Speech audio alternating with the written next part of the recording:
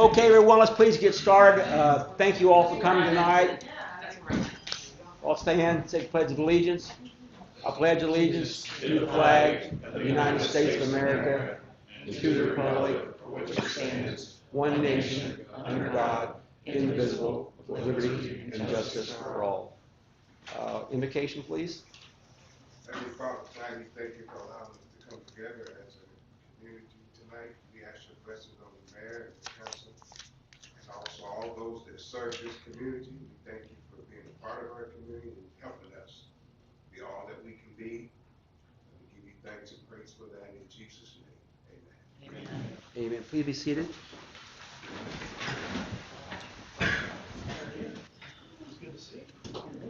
Let's begin with the roll call. Greg Smith. Here. Lori Quinn. Here. Mike Schneider. Here. Adrian Saunders. Robin Simpson. Here. Jason Osborne. We have a quorum. First thing on the agenda is to review the meeting minutes for the September 19th. There was a little issue with that when we printed last time. It's since been corrected. And also October 3rd, 2024 minutes of the Board of Aldermen's regular meetings.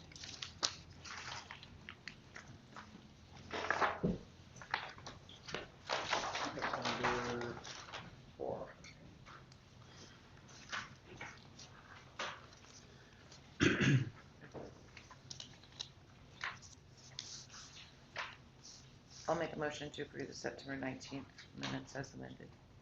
We have a motion on the floor to approve the minutes for the September 19th and October 3rd, 2024 Board of Aldermen meeting. Do I have a second?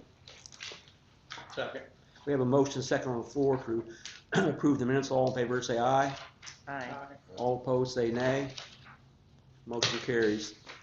Next thing on the agenda will be the mayor's report. October 3rd. October 3rd. Have to do it separately? Yeah. All right.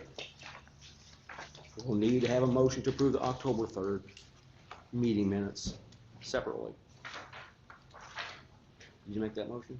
I'll make the motion to approve the October 3rd minutes as prepared. Do we have a second to approve the October 3rd meeting minutes? Second.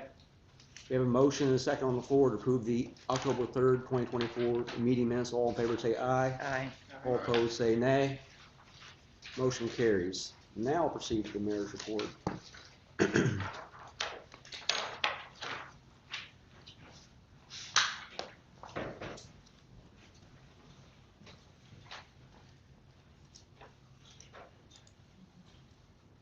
Okay, let's get started. We have, as you are aware, been working on the budget, and in the course of working on the budget, we have come across some issues that need to be addressed. Beginning with this is a realization that we have had some ongoing issues with the utility rates in the electric department. There's been no adjustment in the last 5 years. And based on what we have reviewed in depth today, and again yesterday with assistance of Dennis from MPUA, we found some opportunities for improvement. These haven't been reviewed for 5 years, nor would it appear that the requirement in our ordinance to review our costs annually has occurred either. So without going into other detail from my end, I'll just go ahead and let Danette and Dennis take this over. Dennis, please step up. Mr. Mayor, thank you. Ladies and gentlemen of the board, it's a privilege to be here, and it's nice to see some familiar faces around the board table. Just a quick overview real quick. My name is Dennis Klusmeyer. I currently work for MPUA, which is the Missouri Public Utility Alliance.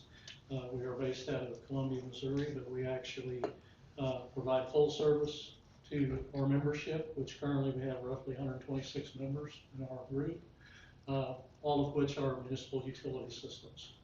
So in that full service, we provide electric service, we provide natural gas service, both energy and local service. We provide service for water, wastewater training, certifications. So, and we also dabble off in financial support, rate structures, advocacy at Jefferson City and in Washington DC, both the state and federal level. So we're fully engaged, and we're here basically to serve you in any way we can, because we are literally your organization. So we're here for you. So that's our quick update. My background, I've been in the utility industry for just shy of 30 years. Been around a while. I have retired in the last year from the city of Shelina, where I served 27 years there as city superintendent / city administrator. So I'm well aware of the activities within the governmental body and the municipal utility systems. So basically, following up on what Mayor Miller just commented on, we basically started a financial review on the financials that are available. I'm going to put it at that. After looking at the next numbers with your all's year-end budget report, it's a pretty good red flag, basically, specifically in the electric department right now. And basically, there's no margins being met or made within the electric department. You're basically just breaking even right now, simply in the realm of purchase power versus power sold. So that being at a break even, there's no revenue left to support your operating expenses within the department. So that is pretty clear in the budget reports that you all see on the table. So basically what we have looked at is what needs to be restructured and anything internally that can be improved or changed to help this situation out. So basically after review, Danette and I basically took two numbers, since I'm going to leave back to we don't have any current actual financials to review. We're still looking at data that's basically 5 years old. The 2019 audit was your last current audit.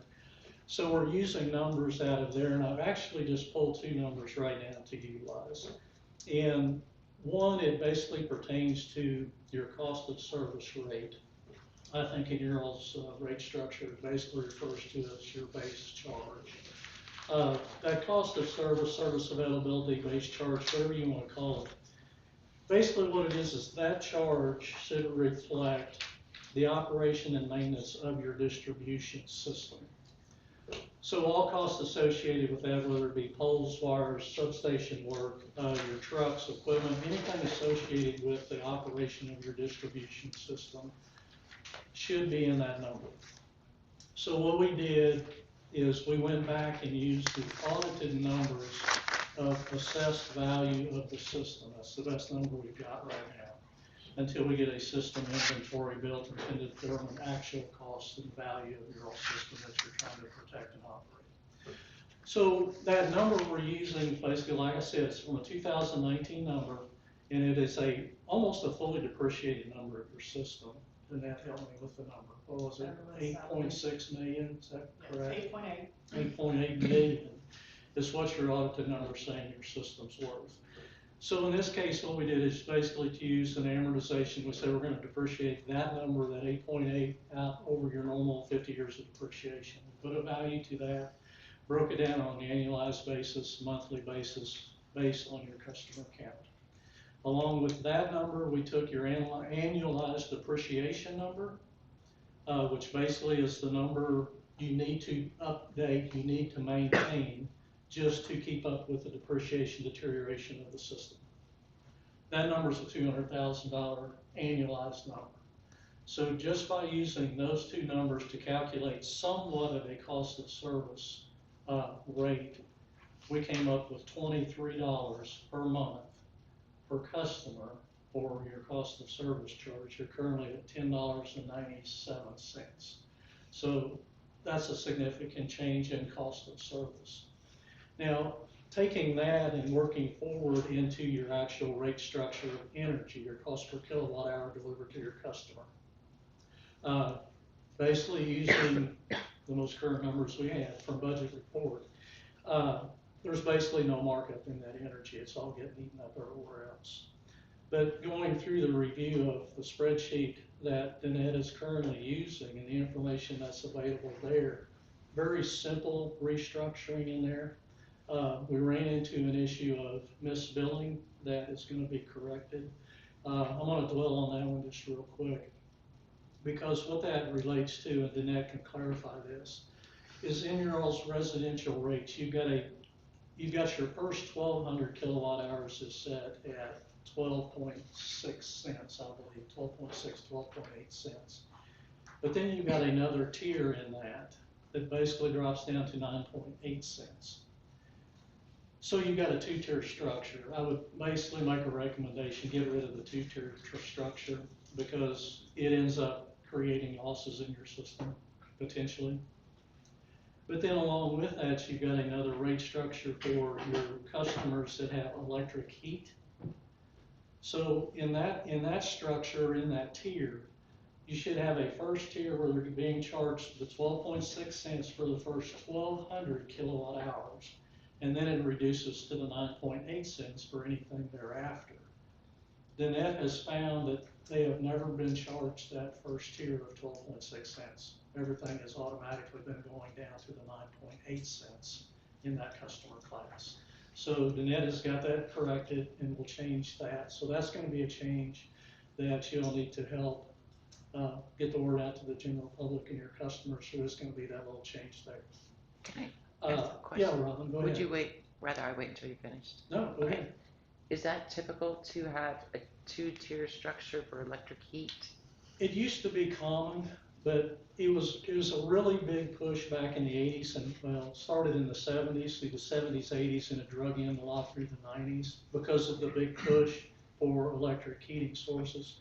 That kind of went away, but now it's kind of making a resurgence. But I wouldn't recommend the two different rates for electric heat, because like I said, it creates a little bit of subsidy for the customers that aren't using electric heat, because they end up subsidizing those customers that are.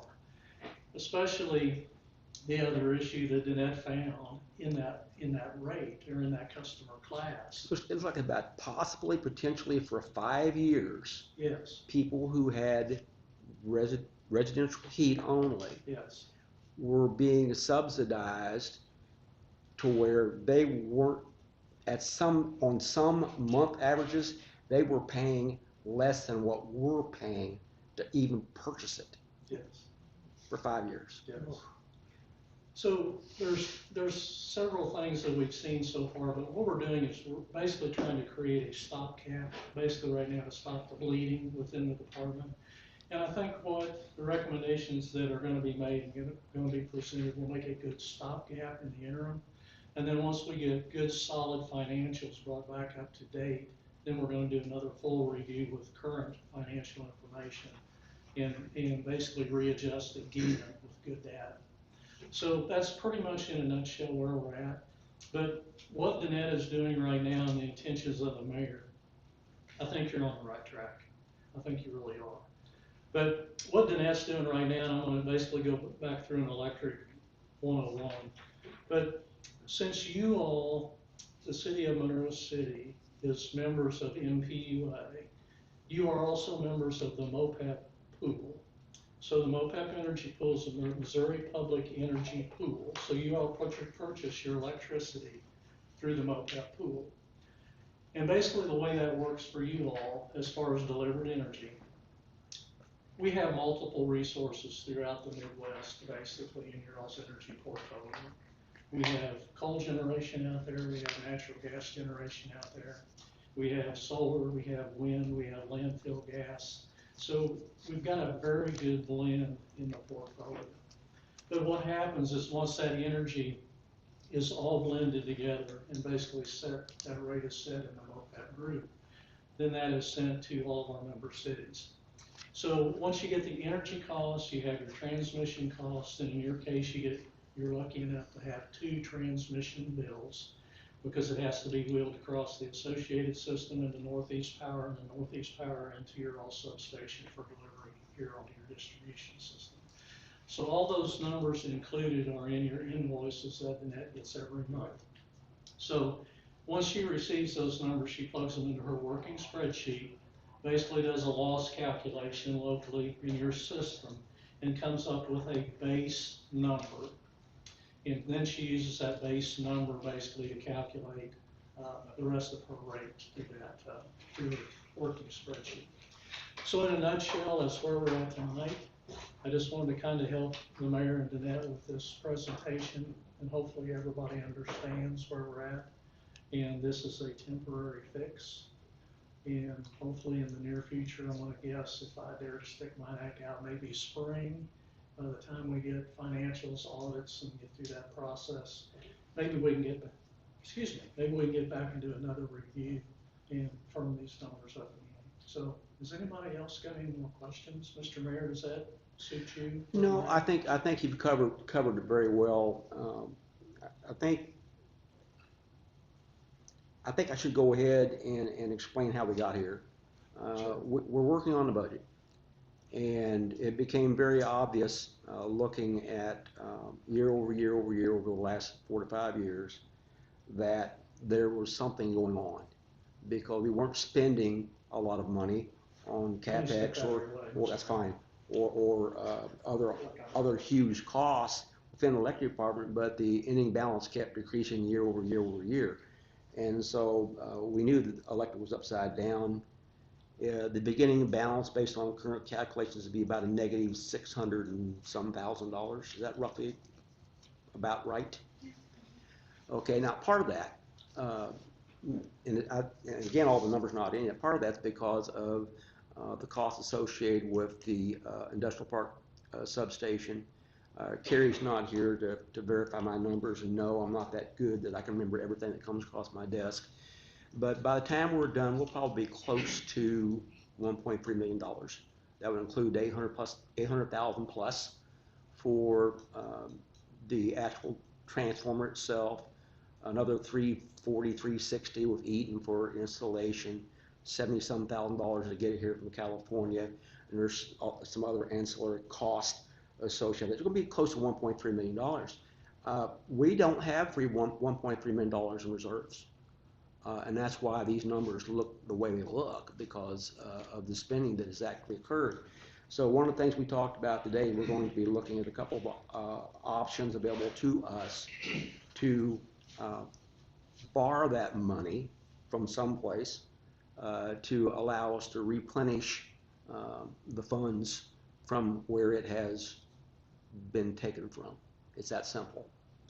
So again, this is another example of discovery and then appropriate action or reaction to the information as it becomes available for us to review and then act upon.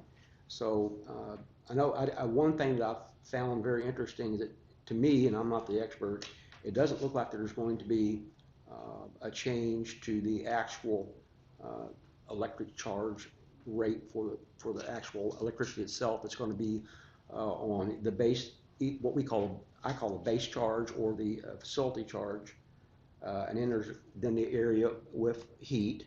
We need to get rid of the dual tier, because whether we want to say it or not, it's the truth. All the non-heat are subsidizing the heat because of the billing system errors that we found.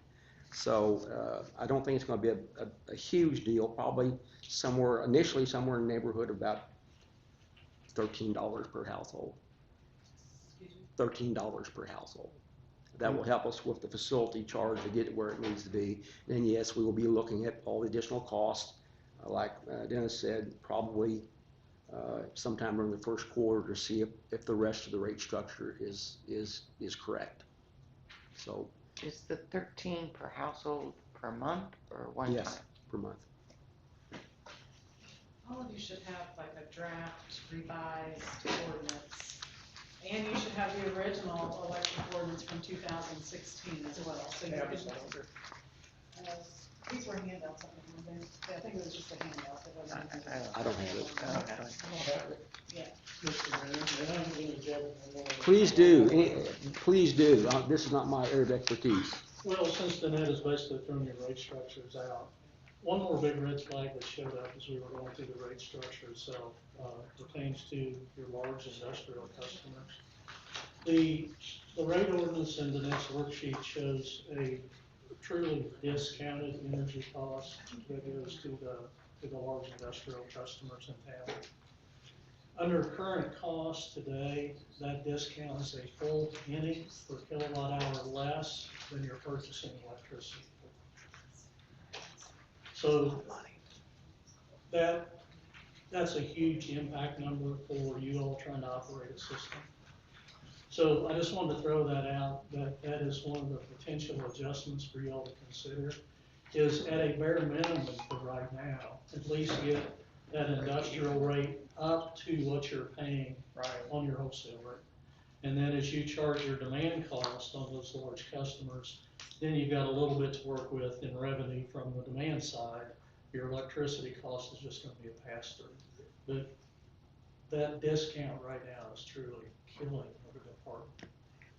So, Mr. Mayor, if that's good, I'm gonna sit down and be quiet. Thank you for adding that. I was reluctant to bring that up, Okay. but I'm glad that you did. I'm A-okay with it, because the truth is the truth. That's where we're at. We're charging less, and we're charging less for the industrial, and we're paying Right. for the we're subsidizing their operation. And that may sound mean, but we are, and we shouldn't. It's an accurate word, yeah, very accurate word. So, everybody, thank you. Sure, thanks for the. Thank you, Dan. Appreciate all your help, and be sure and send me that phone number for that organization that loans money. Actually, The finance. it's the office number on my business card. Got it? If you call down to the office and you ask for Brandon, Brandon is in charge of that program, Okay. and he can get you set up. So basically what we're looking at is, basically using NPUA's finance pool to do some gap financing in the interim for you all. It's very easy to get a hold of, it's quick to get a hold of, and, use that for your gap financing until you either get back on your feet or figure out some other way to approach it. So, everybody truly enjoyed it, good luck.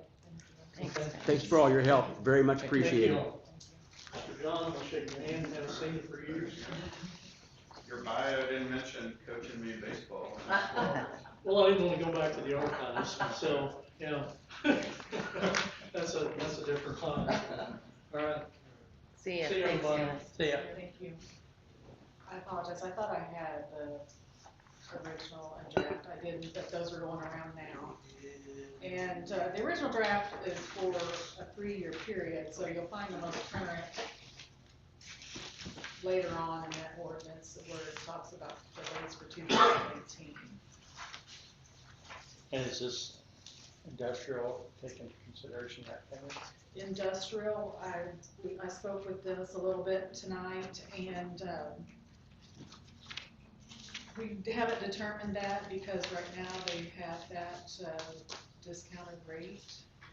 But we need to come to some type of decision to where they are at least paying.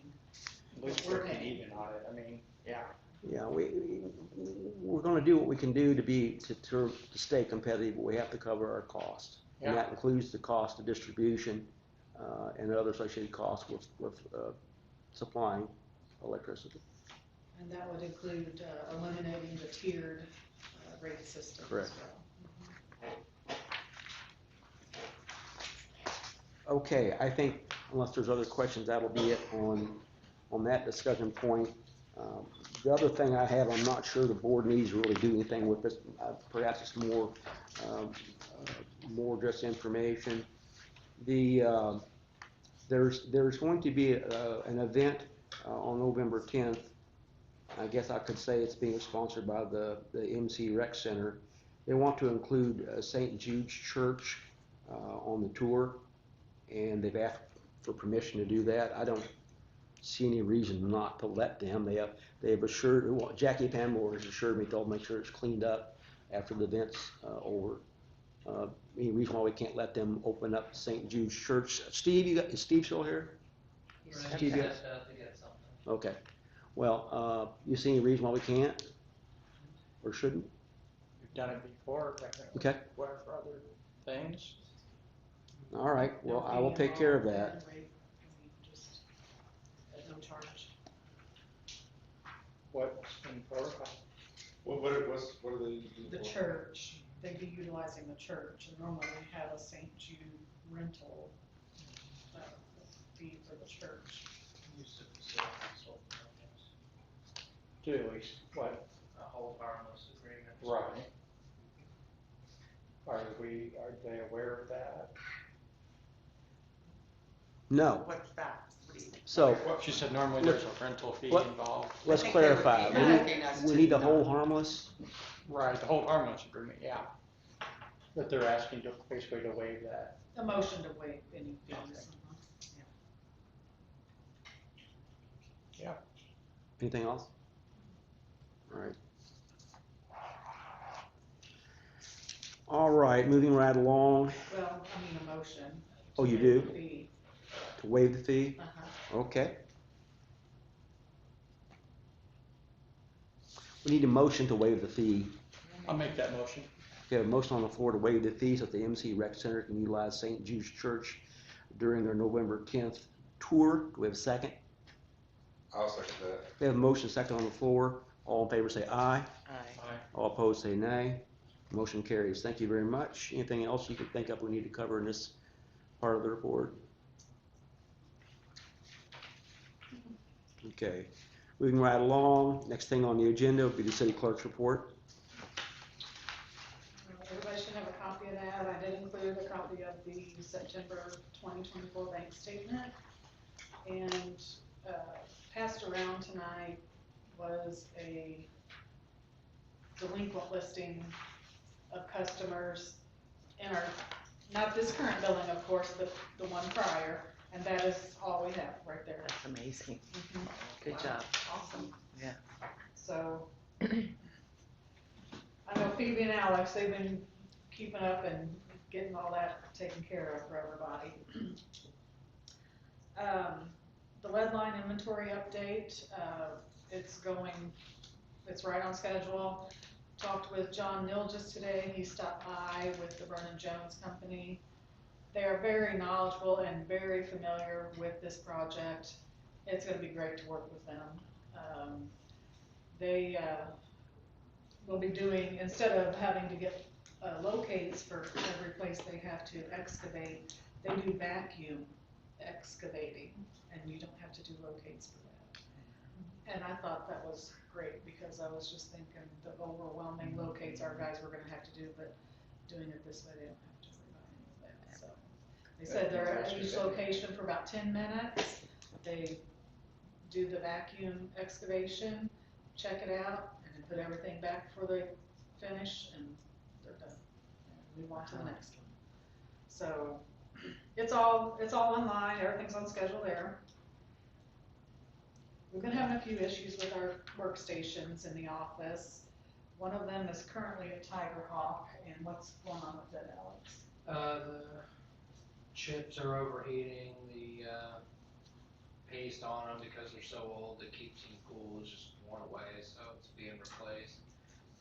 Mine had its motherboard melt through it, so that needed to be replaced.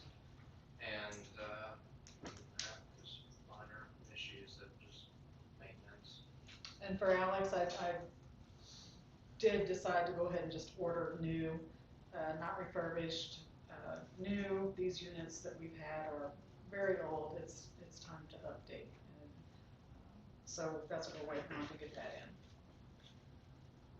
Yeah, they're like 8 years old.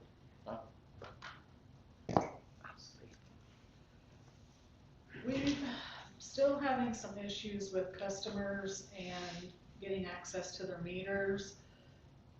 Phoebe, feel free to speak on this. I know you deal with them a lot more than we do, but we have gotten the police involved to go get the gates open. These are repeat offenders since our ordinance has gone into effect. It is federally regulated that there cannot be any obstruction, and those gas meters have to be accessible at any point in time. They need to get to them. Terry says it's okay to have a fence, and as long as the gate is not locked and there cannot be a dog in there. The state considers it, and he said state actually trumps, he said they're more strict than the federal are. So he said and he said both state and federal say they have to have access to all meters at all times. So we were just enforcing, we were pushing it all the time, then you guys told us to back off and push it just the 2 days of meter readings. But now we've had the police involved, we've had our meter reader guys, we've had 2 sets of meter reader guys go back, and today, we still have gas meters that we have not read, and there's been people there 3 times. Yeah, so, I mean, we have manpower They're that's just just being refusing? wasted. But they can't get anybody to answer the door, they can't get anybody to get in the gate. You know, it might be to the point where some of these customers want to have their meters moved. Yeah, Terry said that'd be about $2,000 roughly to have to get the meters moved. well, And I That's don't what have he the told me. ordinance in front of me, but there was a remedy, either a ticket or shut off. I We mean, can't I don't get to the remember. meters to shut them off. break down the gate.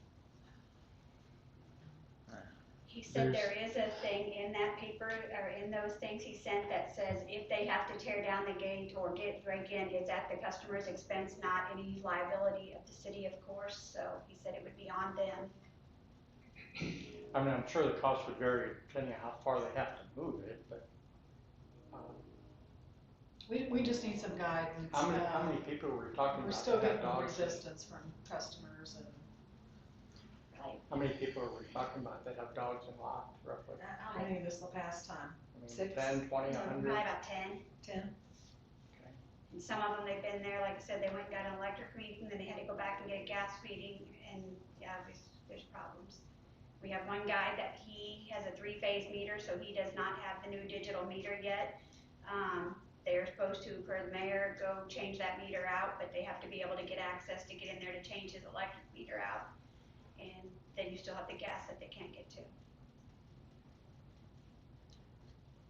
I think what has to happen now, if I was to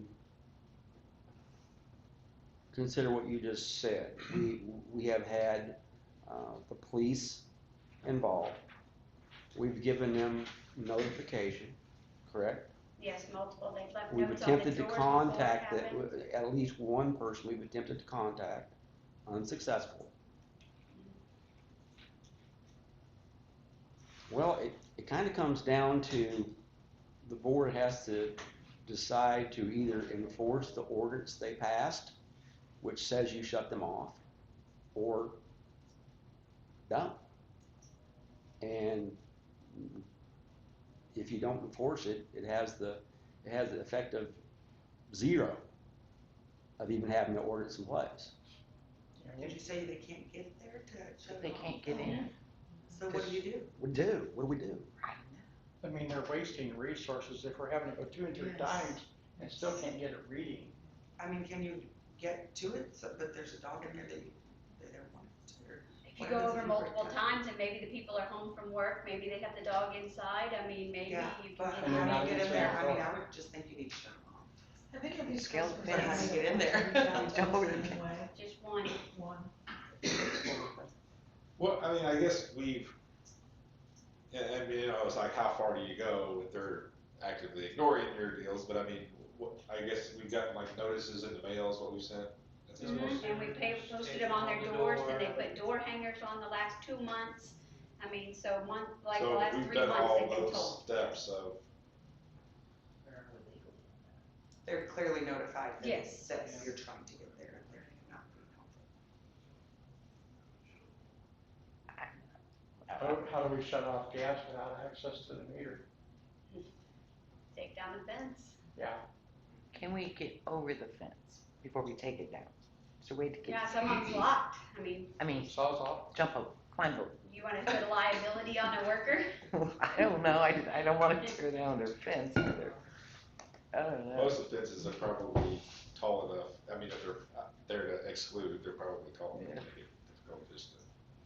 What's the city said legally on that, tearing down somebody else's fence?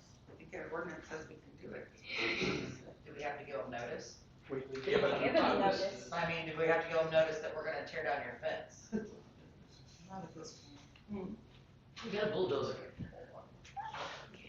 Take fence down, heartbeat, dog will run off. I mean, when we discussed this the last time, the police said that they would help, and they have helped, I guess. And they Okay. have, yeah. You need to look at the ordinance, if it's punitive, we can issue them tickets. Can we try that before we tear down a fence? Yeah, let's start with a ticket, maybe it'll get their attention.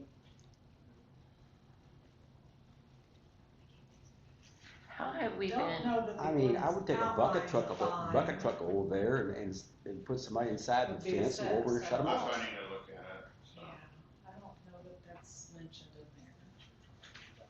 What, how to access the meter? Well, a fine being assessed. It's not, it doesn't, oh, there's no, the So only we remedy, just say we're gonna break It's cut that. off. The only remedy we remedy have is is shut to them shut it off. off. That's the only remedy is in that ordinance, I remember it well. Which still leaves us with the, how do we, which, that's part of the reason it's a federal and state rule is because, for example, for gas meters, Yes. you have to be able to have access to shut that off in case there is a safety issue. right. And that's part of the issue with the electric too. Well, I hate to do this, but I think we need to make a decision, because they've been dealing with this for the last 2 or 3 months.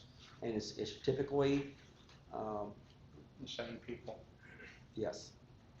And I think the board needs to give utility department, utility clerk, or the city clerk some guidance on what to do, and if you follow the ordinance to the letter, we would find a way to access the meter and shut it off, and we would attempt to do so without damaging anybody's personal property in the process. That's just, you know, the right way to do things, it's the right thing to do. And here we are, week and 2 days past the meter reading date for Right. these people that have a usage Right? since the original meter read date that we don't have. How, are you billing them if you haven't got a reading in 3 months? yeah, have we Some done, of them we've had to estimate, some of them our guys have just kept going over there and kept going over there multiple times until they can get somebody to answer a door and get a deep reading. Estimating is a very last resort. Is it possible to get the customer to take a picture of it with their cell phone, which you can do No, every, no, No. it's not and gonna get a go. reading on it? That's too easy to spoof. Yeah, that's not gonna Yeah. go. We've had that issue. If you can get to the meter to shut it off, you can get to it to read it, so. Yeah, but if we're having to We jump have to the go, fence going back. and risk I getting think, bit. Dell, what they're saying is it's gonna take an extraordinary event to get to the meter, like we're gonna have to, you know, climb over the fence, put a ladder on it, go over a bucket truck or something, we're not gonna do that every month. Just have to go do it. Do it one time, I guess, I don't know what the You answer just is. follow the ordinance, whatever it says. Do we have any, that's the last question I'd ask, is like, basically, we've got the ordinance. I mean, let me read it again, I'll talk to Danette, but yeah, shutting them off, if that's the remedy, you need to do it. What about issues like cutting locks or anything like that, if it's, I guess, call me when we get to that point. At that point in time, we wanna probably, would it be, reasonable to have,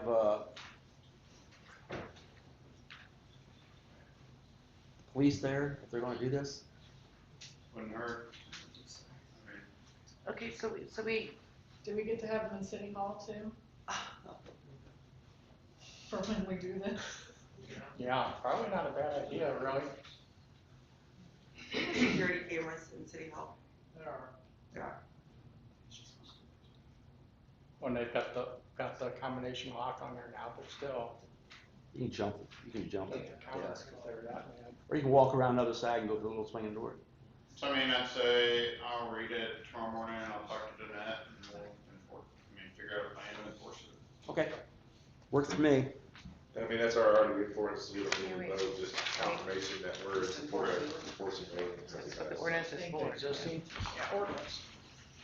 Thank you, that's all I have. Sorry that took so long. Jeanette. Well, we need to do what we had to do, so. Next thing on the agenda is the city attorney's report. Alright, so I think everybody's got the, fire district agreement. It's fairly short. This represents big ticket items on our agreement, with the fire protection district. You'll see a lot of dates in here. The agreement includes some flexibility. A lot of these events have already been taking place. For instance, I think all the payroll has been switched over already, along with insurance and some of these other expenses. So essentially, the fire district assumed all responsibility for fire services starting October 1st. The city did payroll through the end of September, is that correct? Yes. And they're already doing their own payroll, is that right? Jackie said she will be doing payroll from here on out. Okay, and we've worked it out that if there's any snags and we have to pay expenses, they're gonna reimburse us. Right now, about the only expense we're gonna have is fuel until they get their own fuel card charge system set up. And then they'll reimburse it. we can calculate that, and they have already agreed to reimburse us. If you don't mind, if I say a couple words. They're going to BP. This is Hold on. the second iteration of contracts.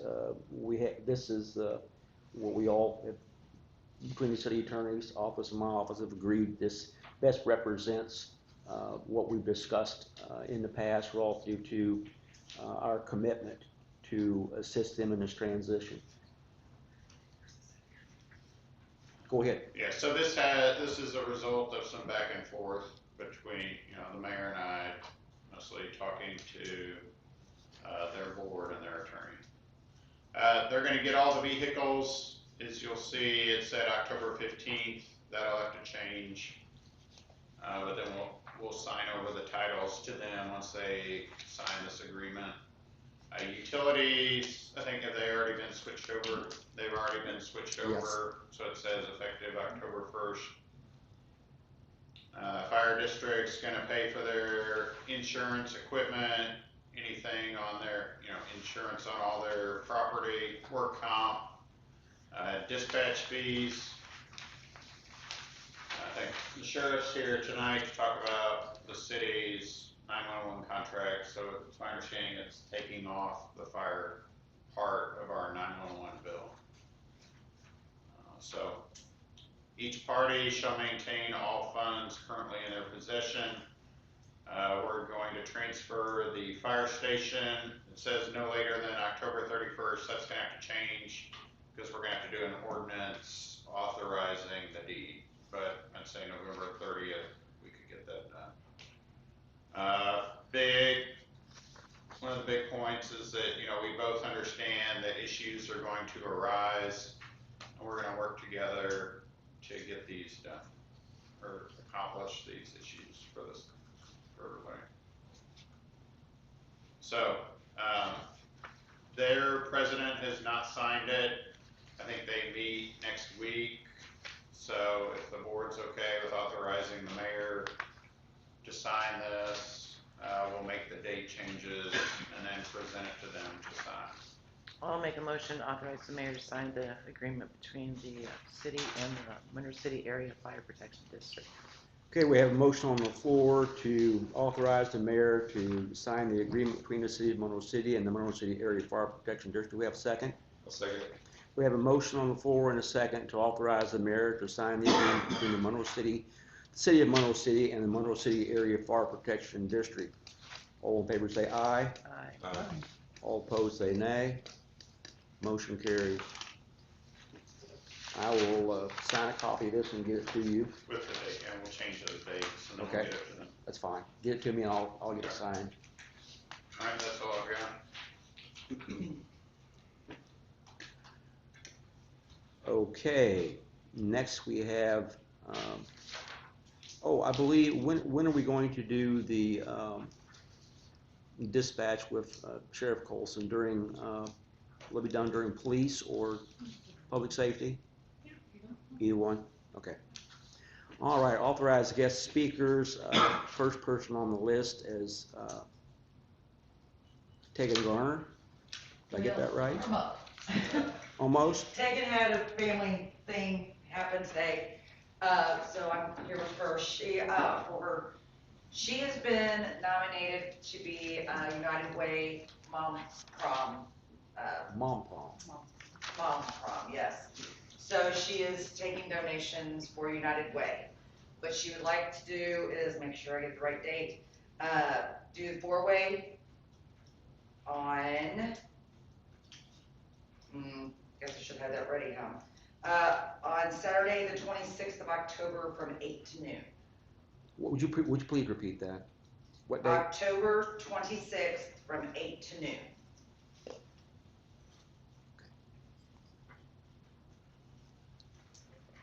The only thing we would have to get from United Way, of course, would be a certificate of insurance, hold harmless, things of that nature. So if we could get some contact information to reach out. Okay, I'm texting Tegan right now, telling her what you need. Okay. And if they can get that to City Hall, then we can make this happen. Do we need to have a motion to do this? Got a motion to that? Do we have to have a motion to do this, to authorize the use of the, I don't think we ever have. good I enough? think we just checked with the police department, make sure they didn't have any issue with that date, you know, as far as like. She says you're good to go, get Yeah. the whole harmless information up to us and, Okay, make it happen. perfect. Tell her good Thank luck. you. Good Thank luck. you so much.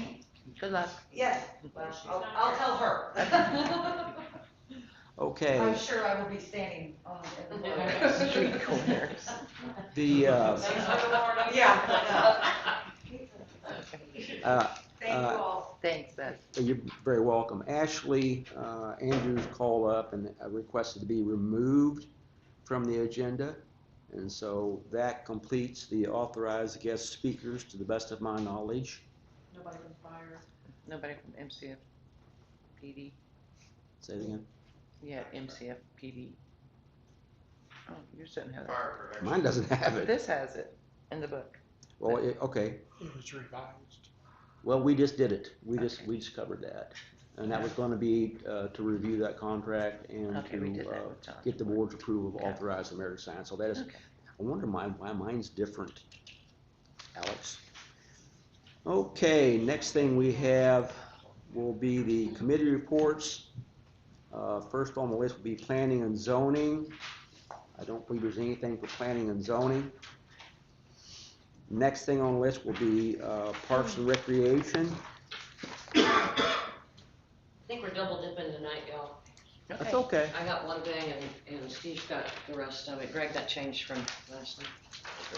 Just a little bit. It's on the pickleball court.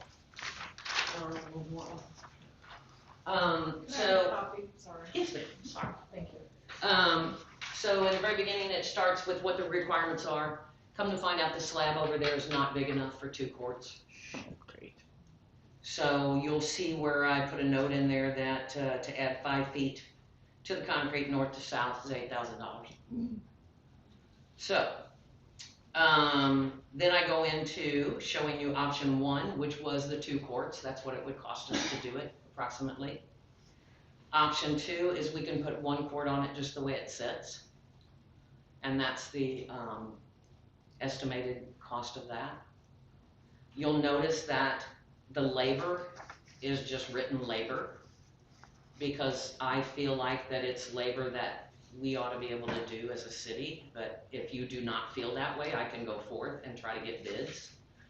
But in both instances, we're power washing the slab to try to get as much of the junk paint off as possible. We're painting the surface of the pickleball court only. That's why there's two different numbers for option 1 and option 2. And that just makes it a little smoother. There may be some surface work that needs to be done, but I think I know somebody that can come over and do that after we get it power washed. There may be some surface work, I'm not sure. But then again, painting is the labor. I don't know what that number is. I do know that it's going to take 15 gallons. It's $110 for 5 gallons. So that's based on 15 gallons, if that helps with the labor price. To set the net, it's basically 2 poles on either end. They have 4 bolts apiece going into the concrete. So that is the labor part of it. So if you want me to go further, I can, but that's basically if the city does, this is the cost, if the city can do the labor work. It sounds like something employees could do. I mean, it's not like It does to me. technical. Even the striping, which I did put in $500 for striping because that's what they paid over at Holy Rosary to get one done. But I think the city could stripe it. I mean, I could go over and help them to draw it out. I mean, I don't know what the capability of the city is, but anyway, that's the presentation of the pickleball court. Any questions? Very good, thanks, Vero. I guess I basically said what the park board would kind of plan on recommending at this point was 1 pickleball court because of the difference in cost and you know, with the idea that it wouldn't be that big a deal if it was heavily used to, and we wanted to spend the money later, to make it to.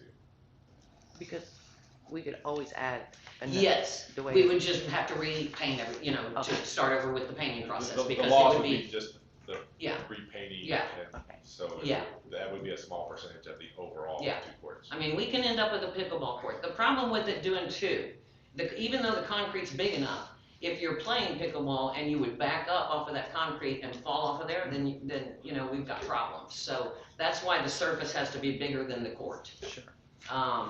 So it just isn't safe to go ahead and do the two. I physically had somebody go over there and play on it with a net. And, so that's what we've determined. So y'all can decide if we wanna go forward or where we wanna go from here.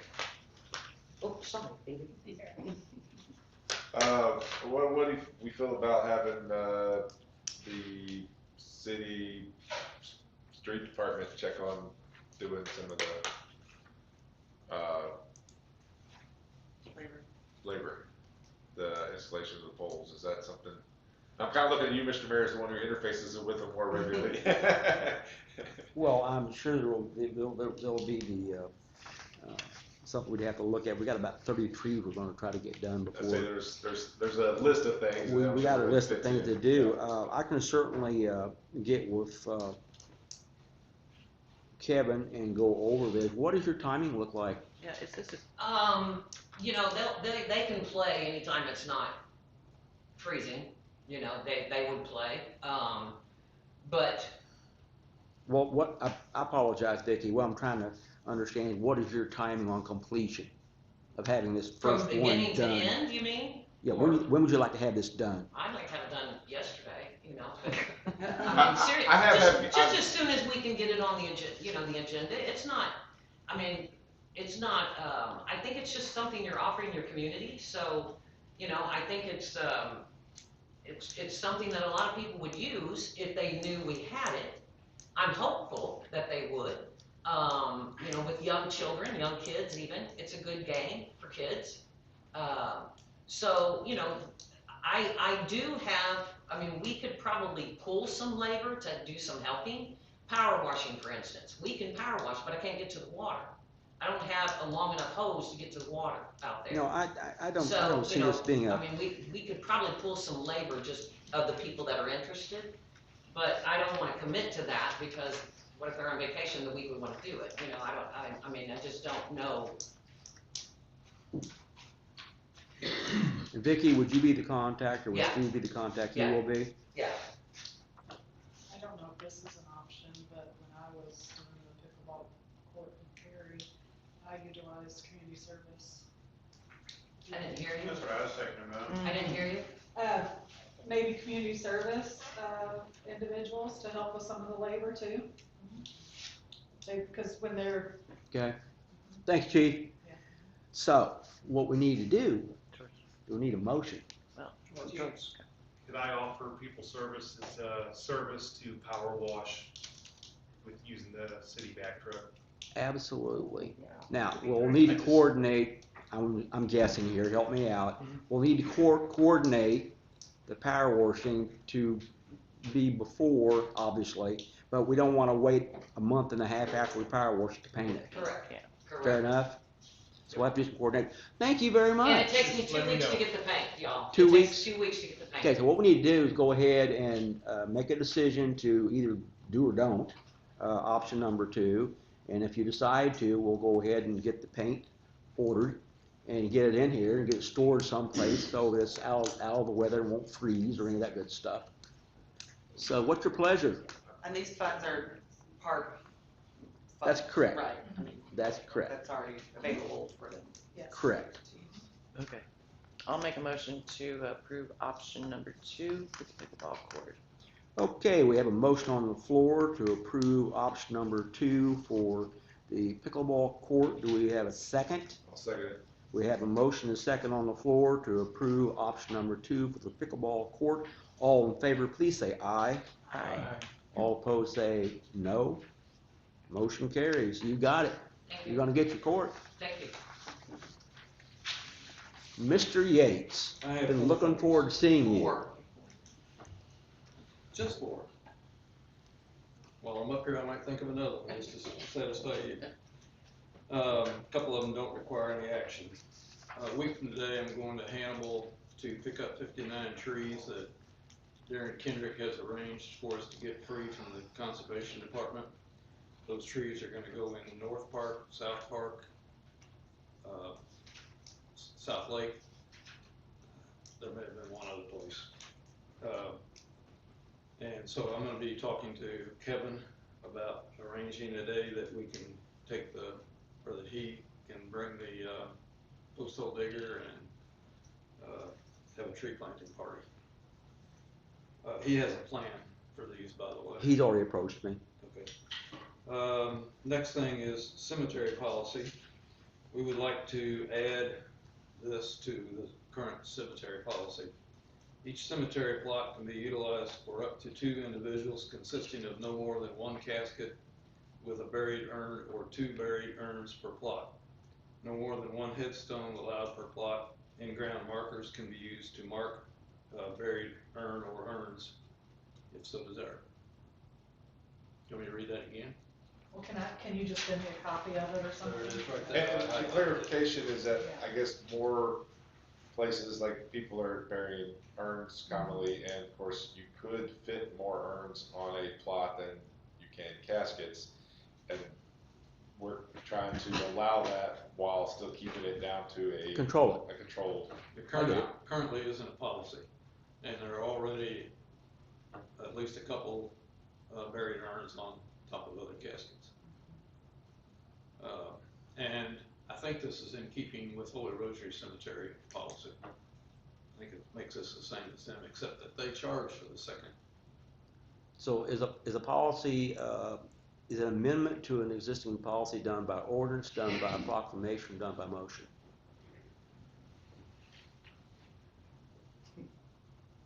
Mr. City Attorney? A motion would do it? Okay.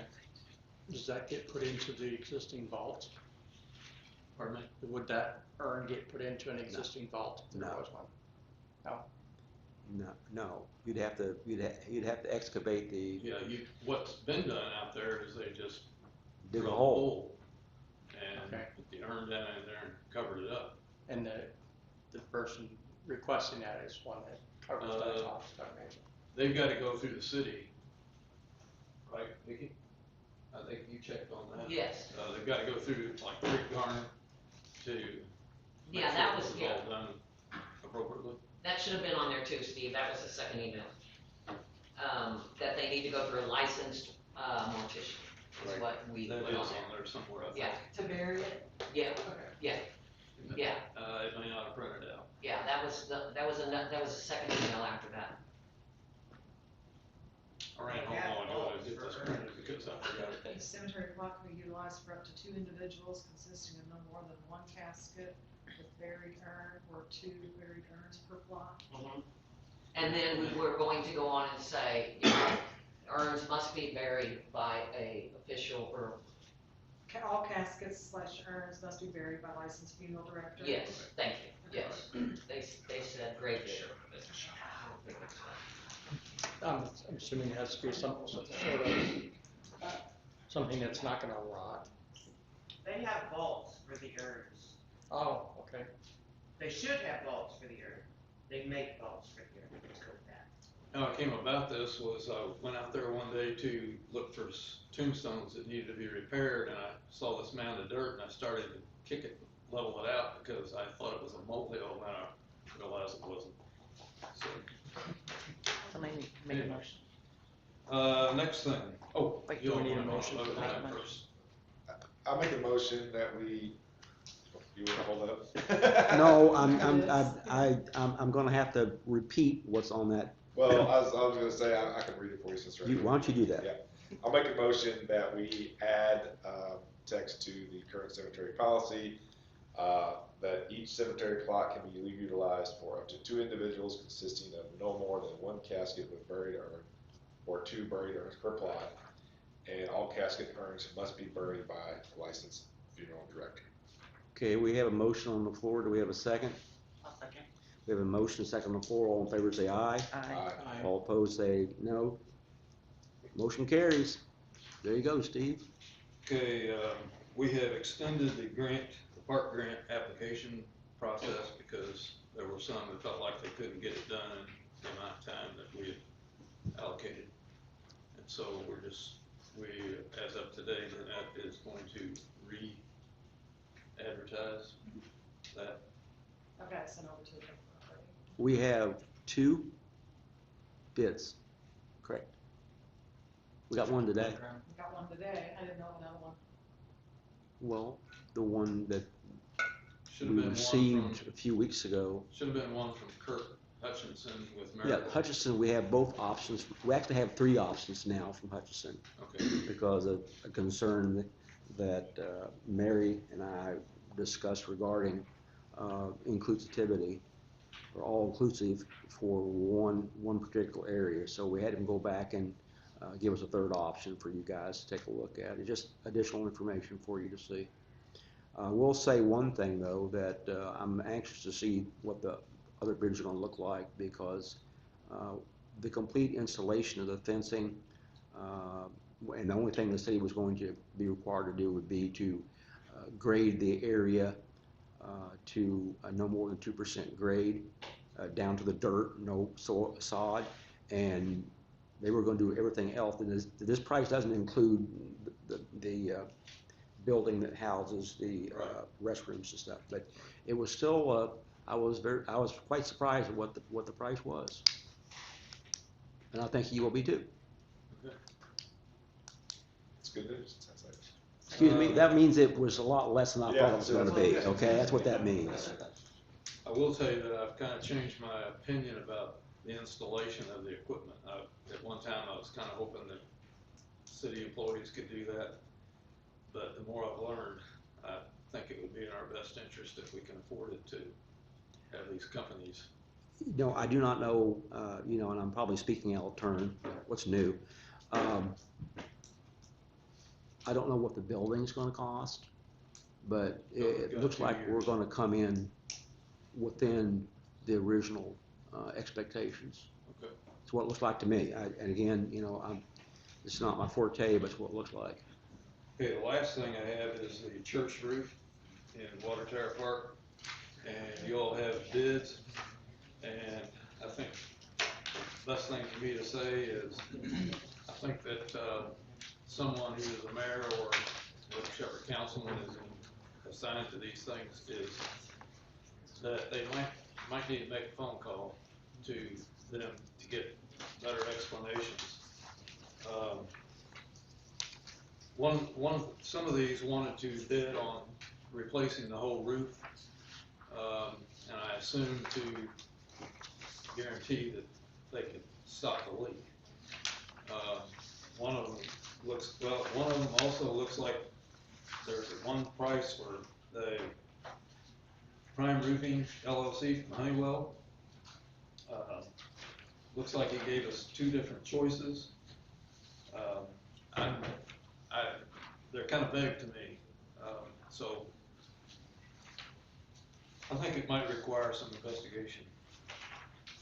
And we don't know when the roof was put on there. I did see on the south side one shingle that had looked like it had blown up at one point, a couple pieces missing off of it. But other than that, the shingles I think look good.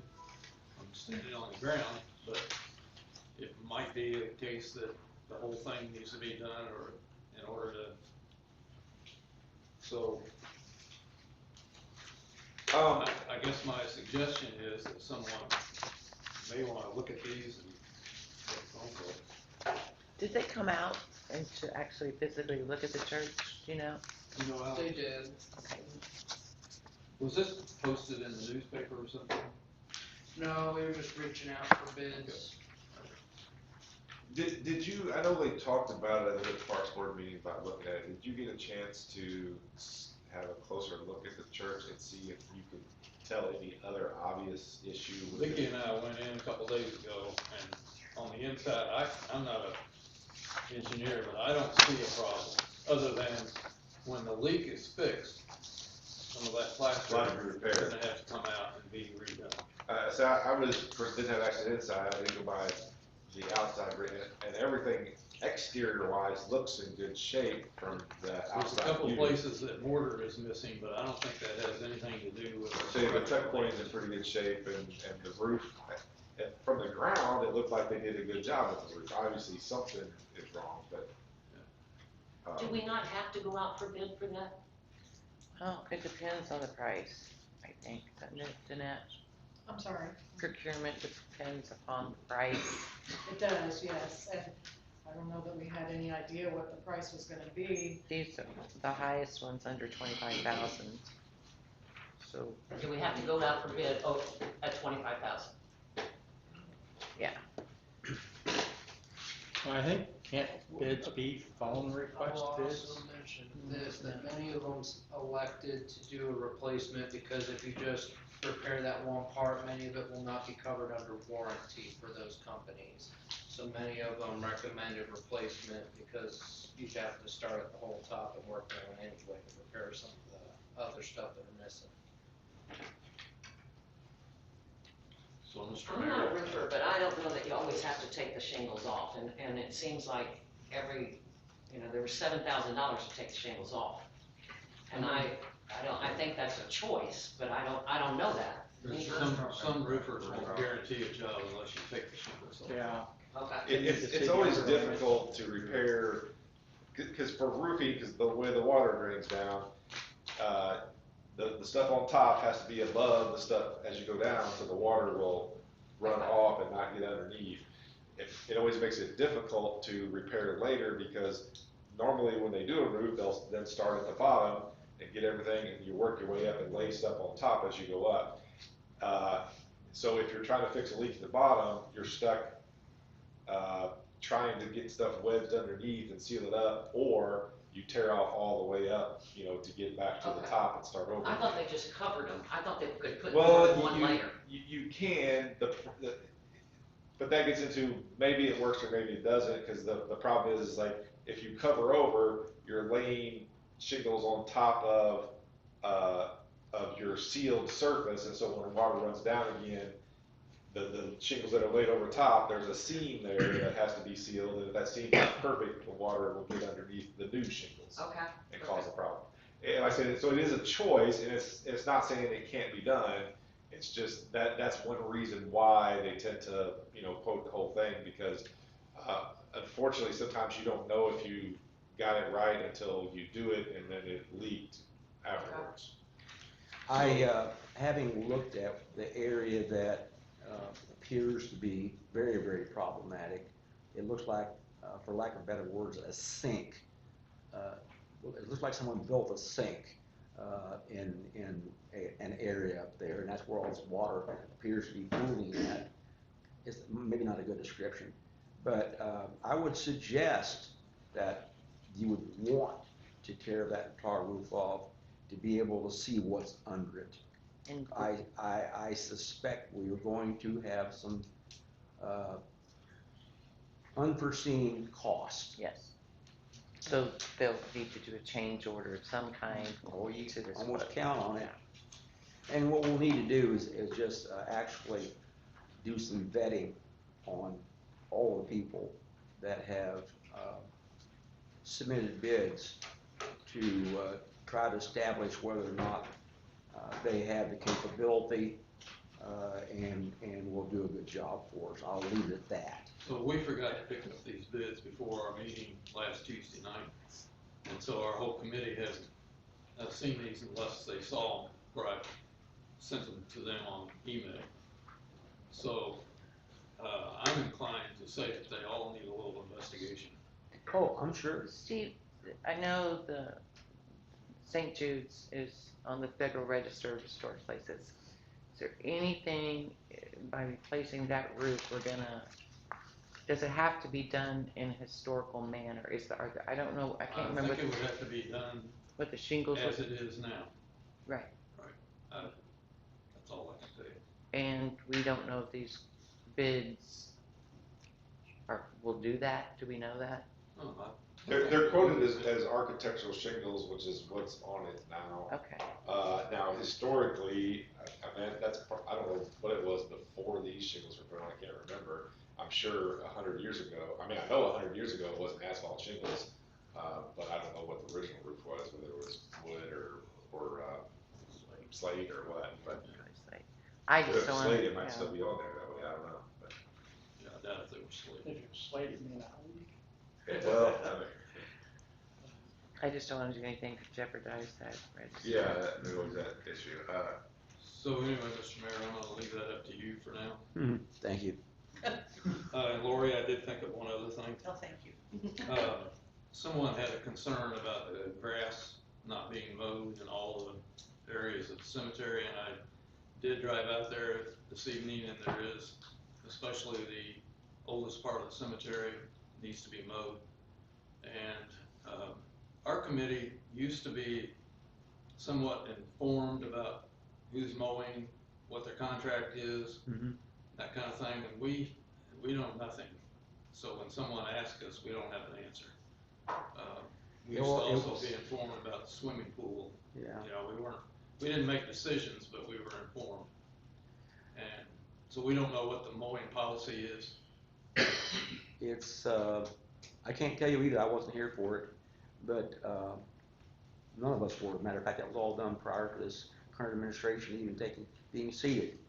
I wasn't too thrilled about the 3-year contract, I'll tell you that much. There was nothing I could do about it. So consequently, we'll have to take a look at that and redo it. And I think what we will do next year is get the Parks Board, Park Committee, actually involved in this process for the bids, because also we need to make sure that when we put the bid specification language together, that is appropriate, and help make sure that we don't have questions that we don't have answers to. Fair enough? Anyway, Contract up for renewal next year, is that?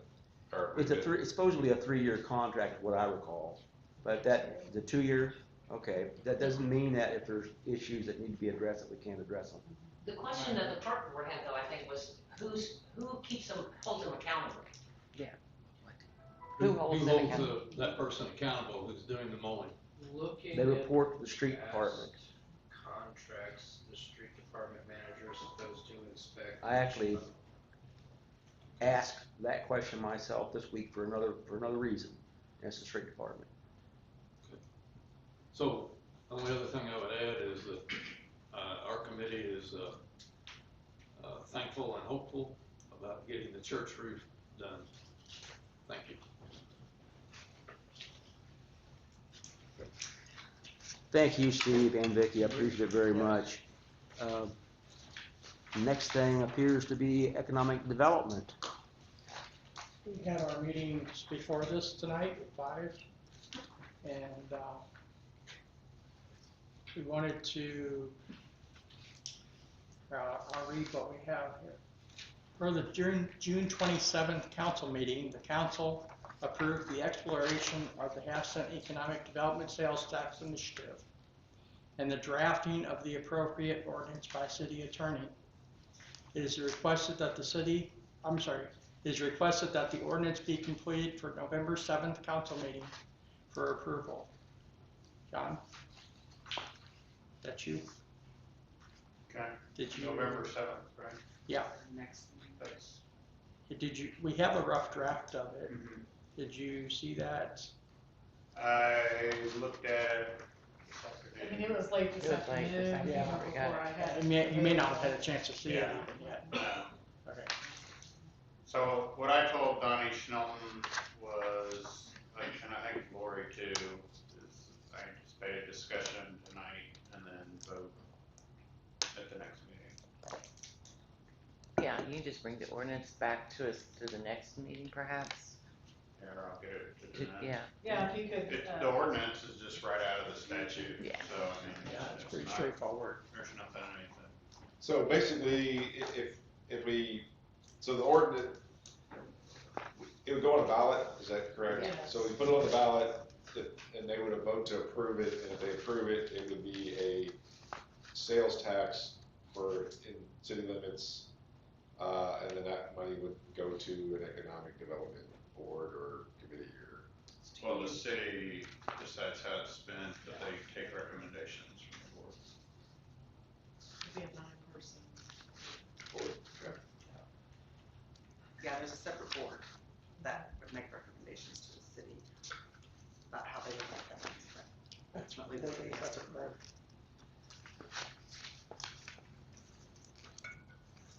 What's, I mean, what kind of, how much annually do we expect to raise with that? Do we know? About $180,000. $180,000 to $200,000 projected, but it's defined in the law as to what amount can be spent on what, like admin, 25%, no more than that. The statute is like very, very, Super very clear. specific about what recipients can go to what. And that's all based on, as you said, on the state guidelines Yep. there? Okay. Correct. It's, pretty good info, and tab 9 explains it very well. Because you guys had a copy maybe a few months ago when we first talked about it. maybe? Probably. Yeah. If you look under tab 9, Greg, Yeah. Is it there? She did. yeah, It's- it breaks it Oh, down yeah. really, yeah, so really well. got that. Thank you. Okay, that was, I think, my questions about it. And plan on voting on it next meeting? Not the ordinance, yeah. Does the board need to do anything officially tonight? No, just if there's questions, now's the time. So the ballot I mean, language, you can ask questions at the next meeting too. but- okay, but the ballot language will be included in the ordinance. Right, Very well, and that's just straight out of the statute. very well. Oh, I can. Any other questions on the tax part? No. We gotten the $1,000 grant from DTMC for technology for chambers, and I was looking at bids for microphones and things like that. And I've got 3 bids put together, in your or separate rather. The top it shows the from B&H, this one. The total for B&H would be $2264.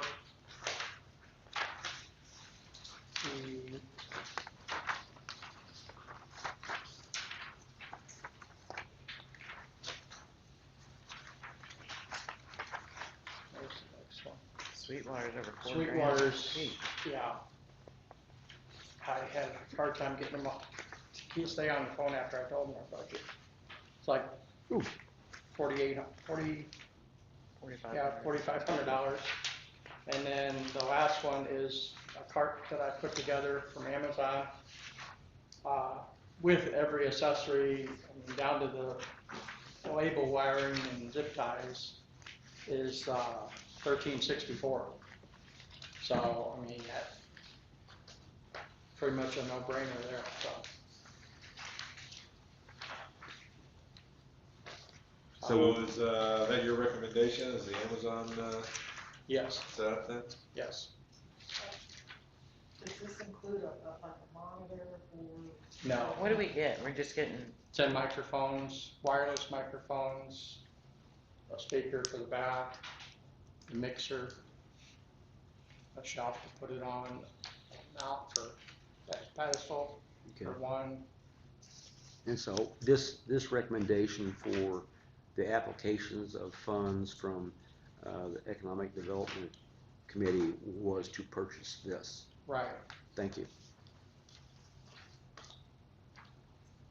So our out-of-pocket on this would be, I would say, you know, Amazon prices change a lot. So, and who knows, we might get into it, we might need one more wire or something. So, you know, if we want to say up to 1,500.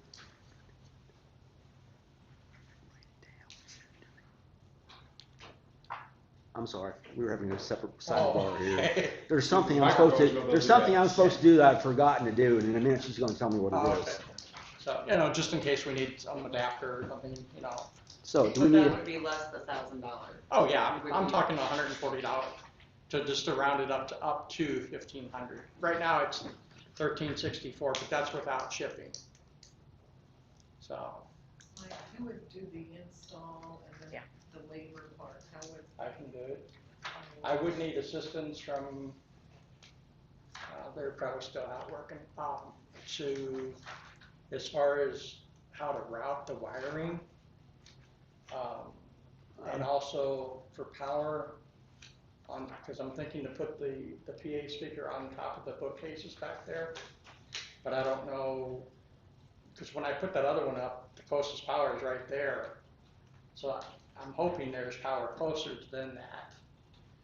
I would need help with that, and then to decide, because the microphones are wired, so each one would be, have a wire. I don't know. Stand that like sit here or anything, or do we have to? It would be a stand, and it would be on an 18-inch boom. So, and it has a mute button on the base of it, and an indicator showing whether or not it's live or not. So you wouldn't have to hold anything. But as far as running the wires and whether we drill, not real keen on drilling into this, but I don't know, maybe into the middle part there. Yeah, I thought about that too. Yeah, I thought these were like semi already. I supposedly think there's wired. 2 holes, one on each side. Oh, okay. Yeah, there's like electricity under here. Oh yeah, there's power and everything under there. That's not an issue. It's the power back there would be the issue. So I mean, and I can try just running the wiring on top just to see how it does, and then we can decide on which hole, if we want to make more holes or whatnot after the fact.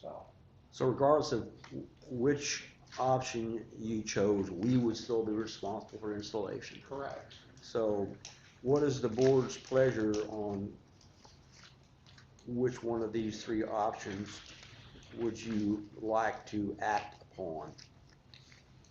Well, obviously the cheapest. It's not always obvious. To me. All right. The guy wants to make it sound better. I know, I'm like thinking, I may not speak at all. There are mute buttons. I agree with you. I do. So are you gonna make a motion to do this? Yeah, I'll make a motion Okay, that we, use the Amazon bid. I'll second that. That was fast. We have a motion, a second on the floor to approve the Amazon bid for the microphones, speakers, and other required items for the sound system. All in favor say aye. Aye. All opposed say nay or no. Motion carries. We'll have to work with Alex or whoever to get this stuff ordered.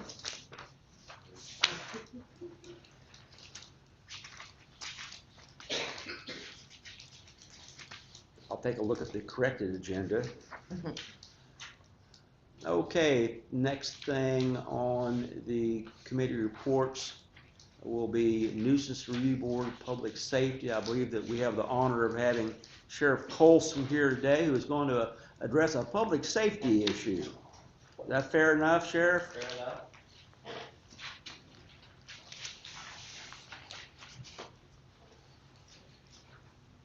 First of all, I appreciate everybody's time. I'll introduce myself, Joe Colson, the Sheriff of Monroe County, for anybody who may not know me. I am actually here today representing Monroe County Joint Communications this evening. As some may know and some may not know, about 2 months ago, the Monroe County Joint Communications was turned over by the County Commission to myself for supervision and operation. One of the things that we've been reviewing were contracts. We actually have a contract with the city that expired at the end of September, I believe. However, we needed to make some adjustments with some changes that happened with the fire department. We have made some of those changes and reduced the amount of the city's contract based on call volume that was determined to be appropriate for the fire department to pay for their portion. So, do you all have a copy of the contract? Yep. I am seeing that there is a typographical error on the very first paragraph of the date that will need to be adjusted. But wanted to see if you all had any questions, concerns. This contract would be identical to the one that you'd signed before. The only change to it would be a reduction in the amount based on the amount for the fire department, and there is a reference that was changed from on protocols.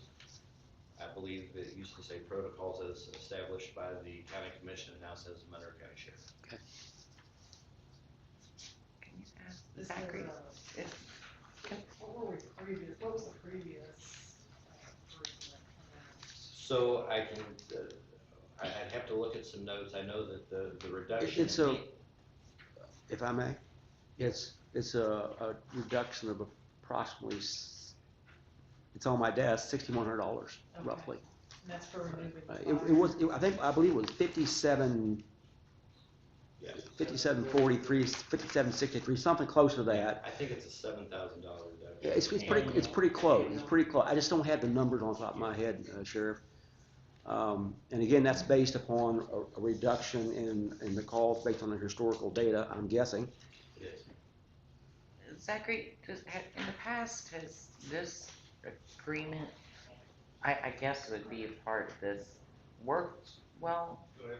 Changes, anything you would think needs to be? No, that's, there's always been a percentage paid by the police department, then another percentage was paid by, the fire department. So the contract is, I mean, really straightforward. It just goes off amount of calls and everything that they handle throughout the year, and then that's averaged to the next year. The only thing I would ask is if this has the fire text response and the I am responding canceled on the side for the fire department through the city. Yeah, so that is not included in this. Okay. So that would probably be another one to look up, because that's where, whenever they get a call, gets pushed out to the fire department. That way it'll go to their cell phone, so if they don't have a pager or radio, they still get notified on their phones. So that would be something that I think the little board would probably need to pick up and continue with, so. And looking at that, when they started that, the dispatch center actually paid for the first year. And as we're moving forward, they were gonna be billing out to the agencies that were using any of those extra options. Got it. Which had not occurred yet, so so that dollar amount would not be reflected in the budget. Okay. And that would be the only question I'd have on it. Otherwise, as long as it's the same contract, I see you're probably fine going with it. We've never had any issues with it, so. It looks virtually identical to last year's. That worked for us. Like I said, I do need to change that date at the top, and I'm happy to get you a fresh copy. I can do that this evening, as a matter of fact, but, What we would need is the board to authorize the mayor to enter into this agreement. We need a motion to do that, and of course it would have to be passed if you wish to proceed. I'll make this said motion. Okay, we have a motion on the board to authorize the mayor to enter into an agreement with the Monroe County Sheriff's Office for 911 services. Is that fair enough? Fair enough. Do we have a second? I'll second. We have a motion and a second on the floor to approve the agreement for dispatch services with the Monroe County Sheriff's Office. All in favor say aye. Aye. All opposed say no. Motion carries. Thank you very much, Sheriff, for coming over and helping us out. absolutely. Do we have, Anybody that'd like to come up to our dispatch center, feel free to give us a call. We'd love to have you up. We've been making a lot of changes, and if you're interested, let us know. How long ago was the switch from the other board to your? About 2 months. About 2 months. A little over 2 months. That includes the power outage reporting and all that. Yes. Yeah. That's what I thought. So, and I should mention, Sadie Adams is the director of Monroe County Joint Communications. I've supervised them, but we do have someone who's there who handles just the dispatch portion full time. Good. That's good. Well, are we supposed to congratulate you on the additional responsibilities? Well, I'm not sure yet. No, it's going well so far. Thank you, Sheriff. Appreciate all you do. be safe. It's So nuisance board, do they have a meeting scheduled yet? Yeah, I've had some Me too. I got people, Oh, I'm sorry, what? the nuisance board, do they have anything scheduled yet? No, as a matter of fact, I was going to talk about that. I'm glad you brought that up.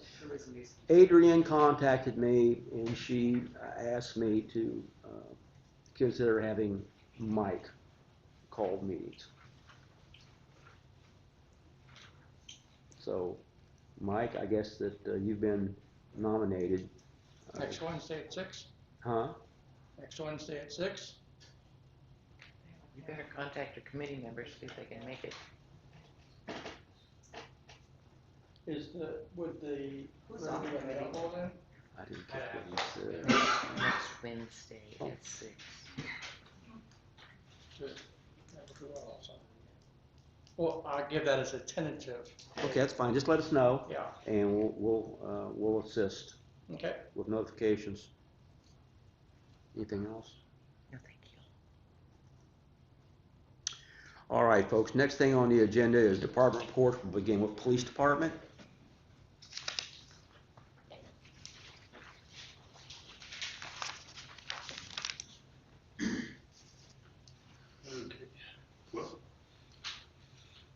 Sheriff being here took care of one of the things I was gonna bring up, which was gonna be, dispatching fees for the fire department.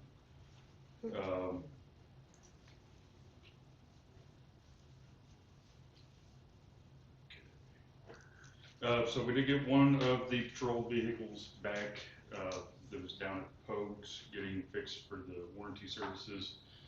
There was one critical, issue they had that was not under warranty. It was gonna render the vehicle not to be usable, so we did have to go ahead and go forward with that. It was through the exhaust and catalytic converter system.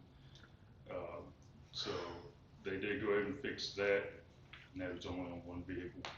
We're looking right at 3,000 for that correction. Was it damaged?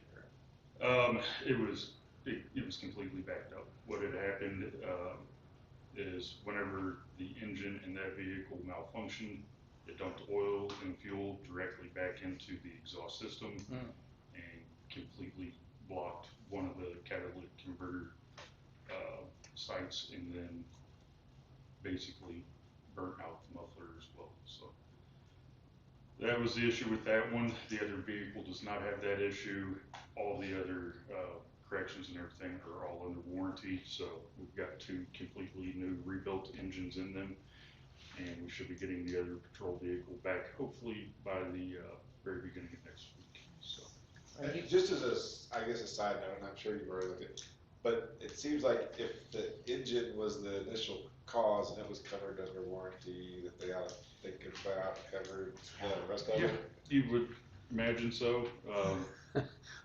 However, arguing that, which we still are on a pretty much a daily basis, we're trying to get them worked down on that and trying to at least get that negotiated down if we can't get it under the warranty. So we are still dealing with that right now.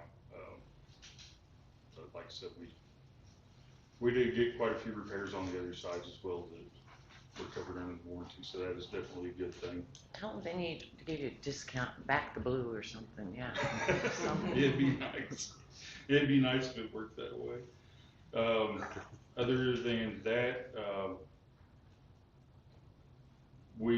I've been talking with the mayor a little bit here the past few days about some possible cost-saving ventures that we could possibly be looking at here in the near future.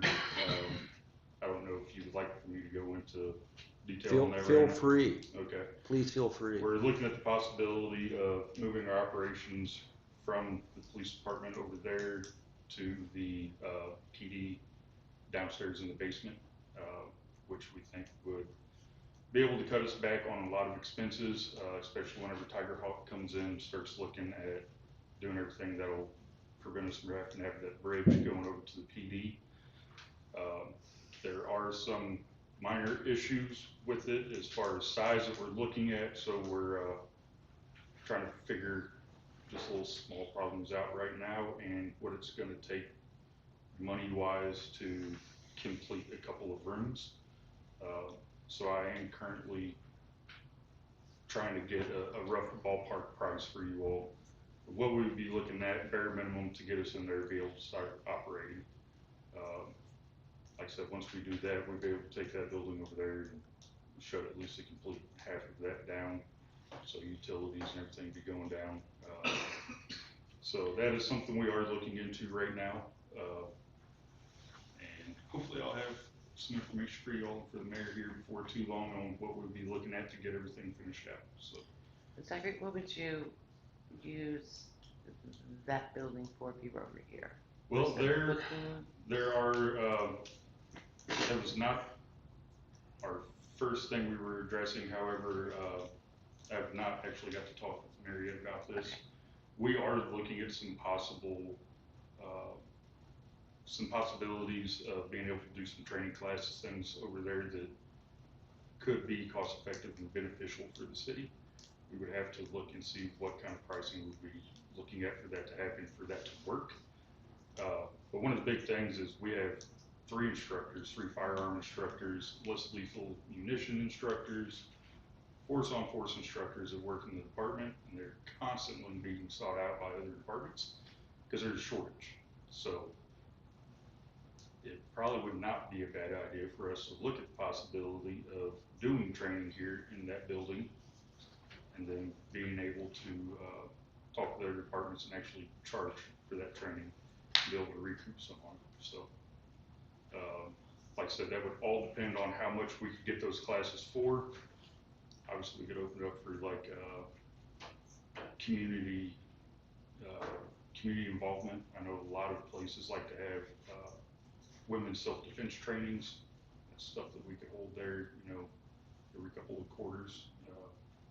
So there's a lot of possibilities that we're looking at. We're just looking to explore, see if any of them actually work. Awesome. But other than that, that's all I have. Unless anybody has, oh, actually, one more thing. We are going to be doing a Q&A. We've been getting a lot of requests about the K-9 unit, a lot of questions, and it seems like people just don't have answers. So we're going to set up a Q&A night for the K-9 unit. It'll be open to the community. We would like to invite all of you all as well. But we'll be doing that on November 22nd at 6 p.m. And that is a Friday night, and I would like to request to see if the council chambers would be used that night. Or is it open? Yeah. Okay. And if you all are okay with using the chambers, then we will get that put out to the public so they can be aware. And if anybody has questions, they can come ask us directly. Will the doggy be here? Yeah, she'll be here. That is, for what? It's gonna be her 3rd birthday. Yeah, it'll be her 3rd birthday. Oh, Yeah. I'll get her doggy treats. Give her a cake. 3 years old, that's interesting. Yep, so unless anybody has any other questions, that's all I have. No, thank you. I appreciate that. Thank you very much, Chief, appreciate it. We can Well, take fire off. I see this agenda item will have to be removed permanently, Alex. Next is water. I was thinking you were gonna say nothing. But no, that's great. Go ahead. Hey, George, great to see you. You don't talk to the chief like that. Well, he had the badge. And a gun. And a taser, and probably some other stuff too, so. That's right, that's right. Since the last meeting, we've had 2 water leaks. One was. Great. Yeah, great, yeah. We're finding valves as we operate them. Same thing that happened over at Missouri Metalcraft. If you remember last time we discussed it, the bolts broke and the packing plant came off. The same exact thing happened on a valve heading south out of town. So we had to shut water off and replace the valve down there. Luckily, that was a 4-inch valve, and we had one in stock, so we got that one taken care of. The other one, a contractor hit a line up on Meadow while they were installing a sewer service. Let's see here. We had a DNR pre-treatment inspection And was able to bring the mayor in to meet the DNR inspector, as well as Kim Cole, who is your pre-treatment, what is she? He's the pre-treatment guy Consultant. from the DNR, right? So. Yeah, well, Kim, the lady, was who I was talking about. Oh, Kim. Okay. Yeah, she's been very knowledgeable. She owns the company, by the way. Yes, she sure does. Yes, she does. But everything went well there. No issues. The mayor and I talked the other day about budget and wastewater and water treatment plant phones. You guys are paying for a phone out there. It's actually a cell phone. It rings. It's normally spam. We very rarely ever get a phone call out there. So, I mean, City Hall, they take care of almost all the phone calls, and they get a hold of us if there's any issues. So, if you guys are okay with getting rid of them lines, I mean, I'm for it. Are those hard lines or They're cell phones? Both cell phones. Yeah, but it is a local phone number that, it's the water plant phone number. I don't know, they're probably what, $40-50 a month per line? Yeah. Okay, so turn those two phones in to City Hall, we'll get them turned off. Okay. That will work. We had a meeting with Black and Beach out at the water plant, and that went very well. Alderman Schneider, as well as the mayor, were out there, and so that was just our kickoff meeting. There's been no additional, nothing's come up since then. But while we were out there, I was talking to Alderman Schneider concerning the upgrades and the lack of internet service out there. We don't have a SCADA system yet, and anybody that doesn't know what a SCADA system is, a SCADA system can essentially run your whole plant. It can dose your chemicals, it does about everything. It keeps an eye on everything. You have one at the wastewater plant, which is extremely helpful. I'll get a phone call or a beep on my phone in the middle of the night if a level gets too high. And I can normally correct it from my house, and I don't have to call anybody in, which is awesome. But anyway, what I'm getting at is Alex has spent a lot of time trying to find us good internet service out there, and it's just not available. We cannot get fiber out there. I would just like the ability to look into something like a Starlink or something, and that's what Mike and I talked about out there at the water plant. Was Starlink is probably the best option for where we are. The current mini SCADA system you have, sometimes it works, sometimes it doesn't. In the last month, we have overflowed the water tower over here at the park 6 times, I believe. It happened when I was there. Yeah, and we can't tell that it's because the internet isn't fast enough to tell us what the level is of the tower. So, it'll jump from, it overflows roughly 128, we'll be sitting at 24.7 feet, and all of a sudden, boom, it jumps up there, and people are calling me saying, oh, you're flooding the funeral home. So, and I don't want that to continue happening. So we really need to upgrade that. So, I guess the city pays for that, so, Who do you currently have, like, internet service? We have CenturyLink. It's a DSL, it's hard. It's like 2 down and 0.1 up. It's insane. Brightspeed say that they're gonna run fiber down there, but trying to get a hold of them, especially since we switched contract managers, has been kind of difficult. One that I think it was you, Jeanette, Rawls Technology. I see Rawls used to be out in that area. They had some stuff in that area, but I'm gonna check with them and. They're on W. Is it fiber? Yeah.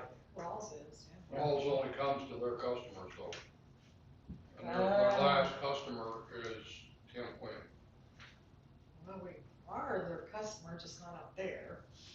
If you pave the way, they'll do it.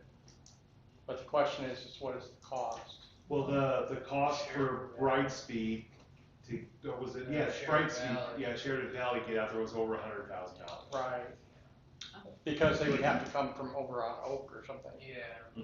Yeah. But Yeah. doesn't, Barbie Quinn have it? Tim Quinn, Barbie Quinn has Falls Stack. Yeah, That line is that comes where it from ends? the south, stops at her house. So they'd have to go from there, yeah. Right. Have we asked them? It'd be a lot closer than Oak Street, but Yeah. it's still not. Well, yeah, this is gonna be a temporary, you know, whatever we do, I imagine we'll end up with I mean, Sheridan Starlink Valley. is, I haven't used it, but I've heard a few people that it's, works pretty well. It works excellent. I understand it's more expensive if just a monthly fee than some of the others, but not like outrageous. No, it's not. I don't know what the commercial rate is, but, and it's not like they're using a ton of data either. It's just that the speed is so pitiful, it's causing floods. Well, I just say investigate, see what you can Yeah, find. see what Okay, options I just are out wanted there. you to Yeah. say that yes, we'll I mean, you can investigate. check with Mark Twain too, just to see, but I don't know. So Alex, this is for you. Yeah, I mean, a lot of the cruise ships have gone to it now even. Right. Yeah. OB's not here for me to thank, but the street department has been extremely beneficial to us at the most recent water leaks, from jackhammering to helping haul material either to the site or away from the site. They've been there. Anytime I ask, they're there, so. Well, I am most sure that they will ask you to reciprocate at some point in time. I hope they do.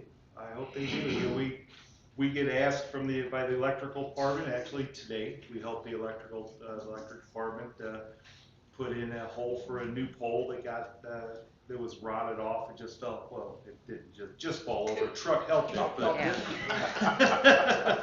But yes, we're always there to help, and all they gotta do is ask, so.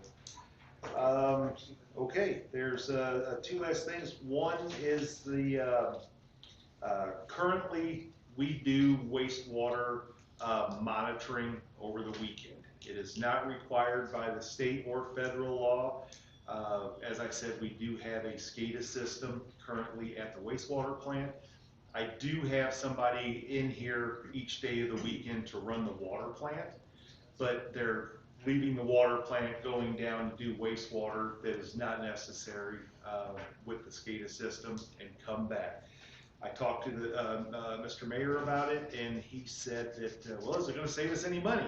And I said, no, it won't save you any money, because what we do is our work week starts on Saturday. So if they work Saturday and Sunday, that person takes off Friday, Thursday, whatever. So it's actually going to give me more people possibly working later through the week than what I currently have. But our contract does tie us to 7 days a week at the wastewater plant. Again, the city purchased for probably about $90,000 when the new wastewater plant got put in. A SCADA system, state-of-the-art SCADA system that tells me anything that's going on down there. So he asked me to bring it to the board and ask to see if you were okay with me not going down and actually putting eyes on the wastewater plant on Saturday and Sundays. So you're basically wanting essentially to reallocate the labor so they're not there on the weekend and they're during the week when you're doing your other week repairs and all that. Yeah, exactly, yes. I mean, if it's regulatory and you're covered with the SCADA system, I mean, I'd say we're in favor of allocating your resources the way you. Okay. And they would be there in case something went haywire. Oh, absolutely. Yeah, they could just drive over if need be. But Yeah, we have somebody on call 24/7. So that on-call person, whether they're out at the water plant or they're already done there for the day, we will come back in and take care of any issues. Yes, sir.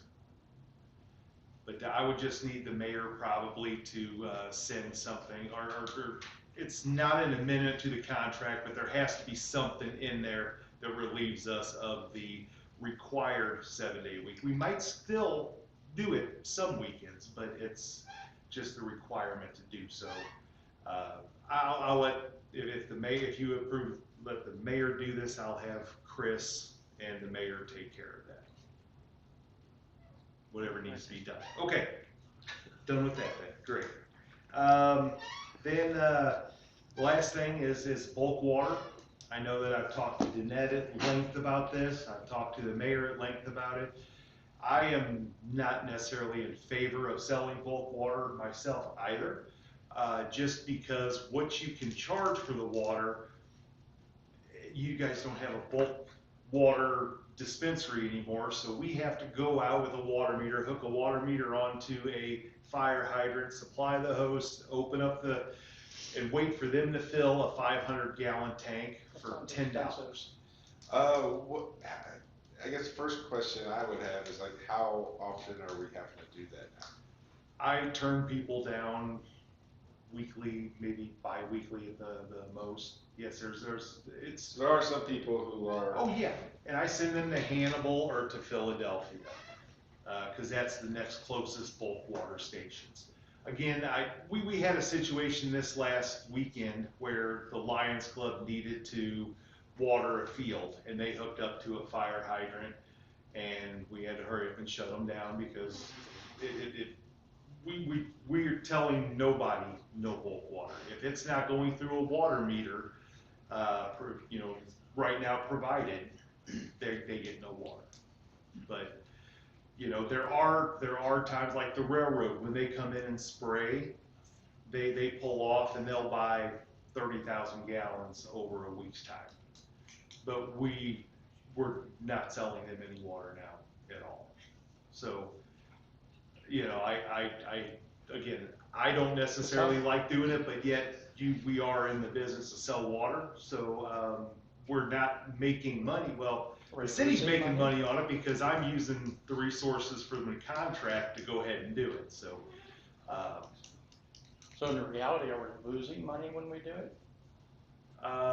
no, because I'm paying my guys. Our people service is paying our employees, and we're the ones doing it. But it does take away from. I mean, we have administrative costs, here in the office. Right. For billing. For it. Yeah. Yeah. I mean, I guess an example, what's 500 gallons of water cost, bulk water, when you go out and do it? With labor and such. Well, I mean, what will we charge for that? What will we charge for 500 gallons? What would you charge? About $3.50 or $4. We can't make money on that. No, that's what you charge. That's your normal rate. I started selling, or I set, a while back, we set a $10 minimum, and that's for 1,000 gallons. If they only get 500 gallons, it was still $10. But still, $10 doesn't cover an employee and equipment going. A bottle of water is $1.50. Yeah, it is. So, but we'd have to charge an enormous amount, and then, again, we're taking away from other stuff. So the mayor suggests I bring it to the board, and you guys either say yes or no, and we'll live with it either way. What happened to the old setup that was down at the old? When that was torn down, the whole building was torn down. They eliminated it. Yeah. It had a coin thing in where you just. The coin thing was not working anymore either.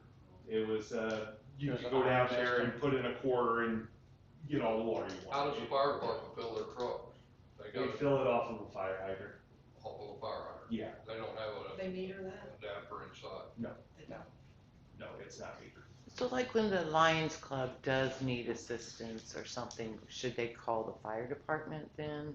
Like if they have metered stuff out there, right? They do, but they needed a larger volume of water faster because they planted a bunch of seeds, I guess, and they needed a lot of water. Yeah. So, according to Kevin, they resolved their problem by tapping into available water at the new concession stand. okay. Yeah, they're actually looking at doing an upgrade and doing a larger tap for future watering purposes.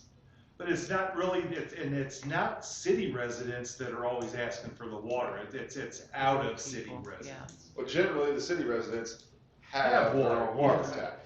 Yeah. And on the one hand, I'm kinda like, if somebody like, whether it's railroad or whoever, if they need water, we are in the business to provide water, it would be good if we had it convenient, but there's a reason no one else has like got a station set up selling water, is because if you're selling it for $5 for a truckload, you can't make money doing that. Right. And I don't know if you charge a reasonable amount, I don't know if anybody would be, Oh, yeah, they just complain and they go to Hannibal. Yeah. So why Oh, can't? you're talking about a reasonable amount. Yeah. well, I mean, I say, if you charge $100 a load to like say, okay, we're gonna charge, they're like, well, I go get it somewhere else. Right. And it's like, okay, go ahead. But And we're looking about $30,000 to $35,000 to actually buy a dispensing unit that would, because it would have to be self-contained, heated. We don't have a building where they can pull in close enough. Then we're dealing with electronics, credit card machines, so on and so forth. So,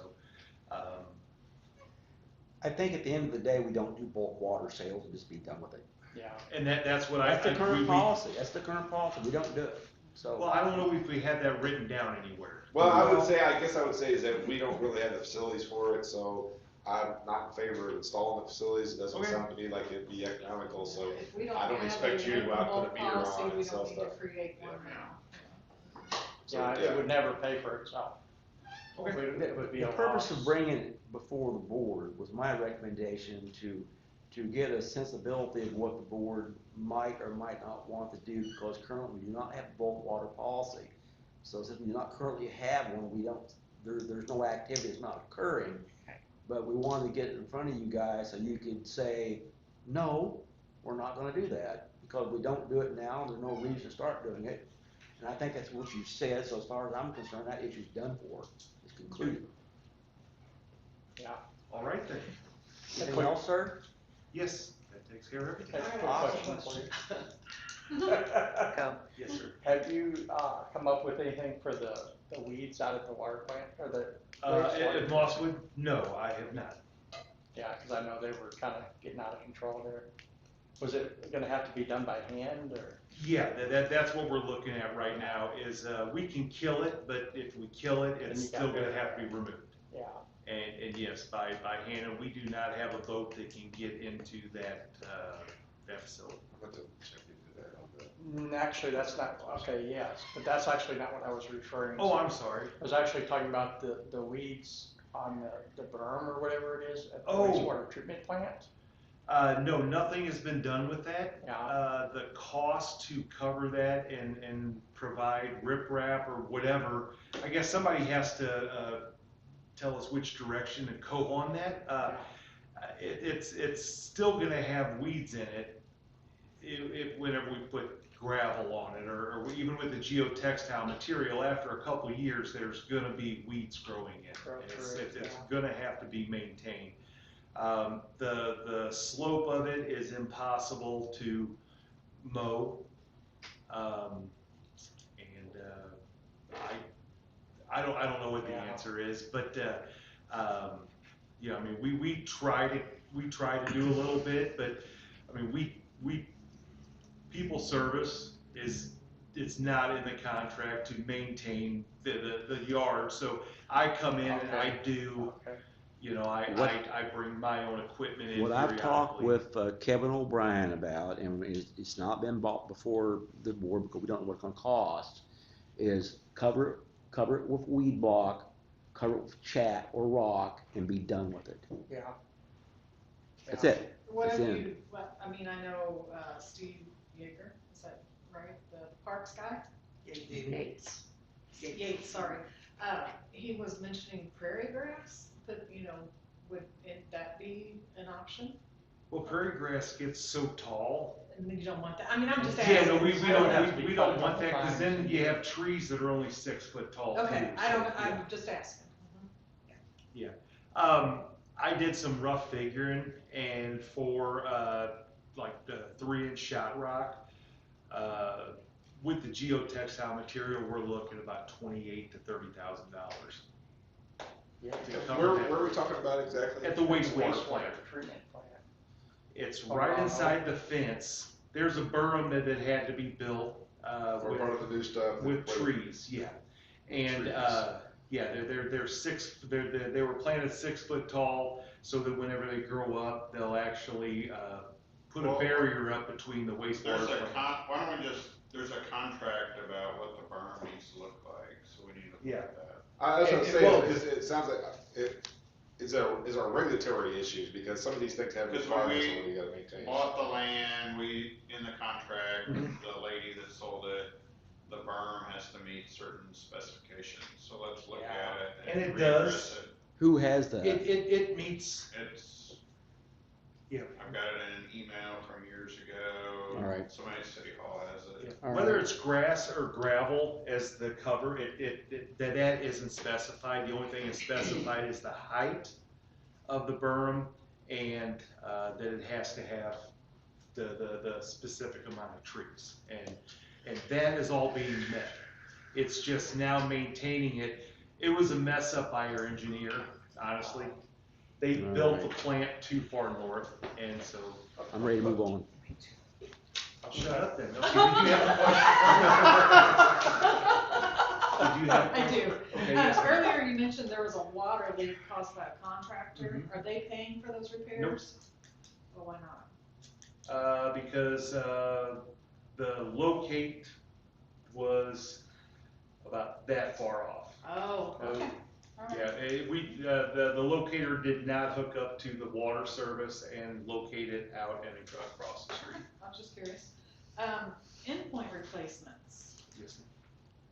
Have you been taking those to the police department to I bill have us? 2 of them, and I don't know how I need to write them up. I just haven't done it yet.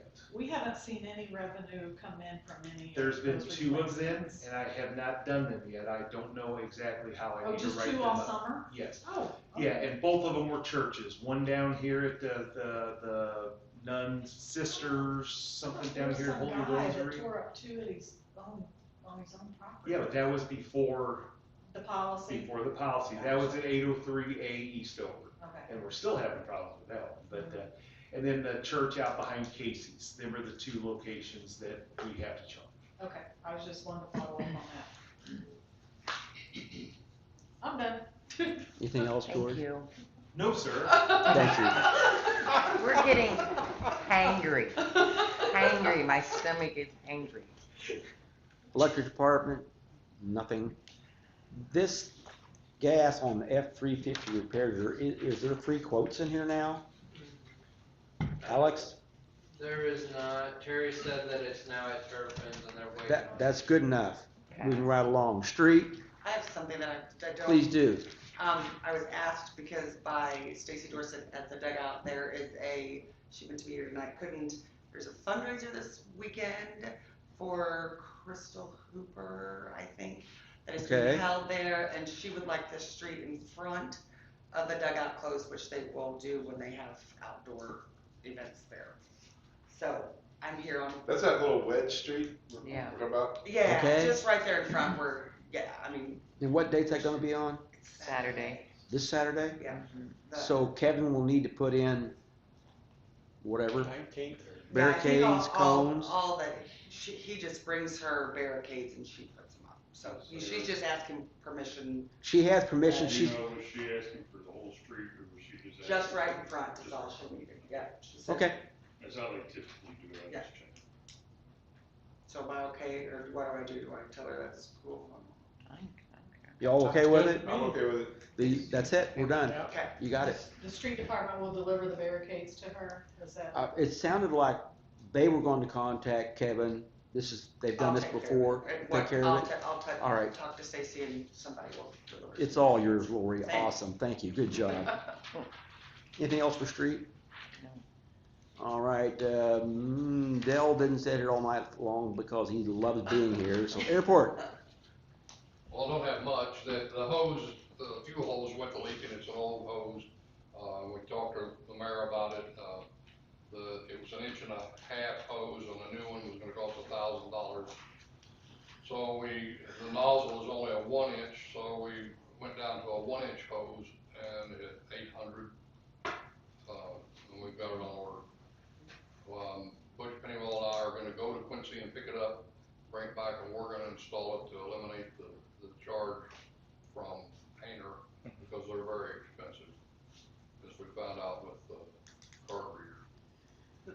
So we're gonna get a bill, it was leaking fuel, it's aviation fuel, it's a combination of being a safety issue as well as one that we can't sell gas. So I advised him to proceed. Okay, great. I turned in a note, I'm a notice to airmen, so that's filed with the FAA, so anybody that's flying is supposed to look at that before they come in to get it. And so if someone shows up and goes, I can't fly out now, what do I do? I guess we'll figure something out. I've helped a couple of them out get it. I mean, you can still get it. I put some, Duct tape on I put a temporary repair on the hose that Yeah. stops Temporary it. hose repair. It can be used safely, but you must exercise care. Right. Extreme care, yeah. Yeah, well, I wouldn't go for an extreme, but okay, extreme care. It just needs, you know, to be handled. Can't do it with a cigarette hanging out of your mouth. Yeah, better not be smoking. And, you know, a lot of people don't smoke anymore like they used to. Yeah. But, Thankfully. I don't think of anything else right off the top of my head. That's, Okay, well, thank you very much, Dale, Thanks, Dale. appreciate it. Thank you. We are, we've got some aviators that are very passionate about helping maintain our airport, and I think that we're quite fortunate to have that. So next thing is Mosswood. I don't see one from Mosswood. So let's move on to presentation of bills and approval of payments under tab 11.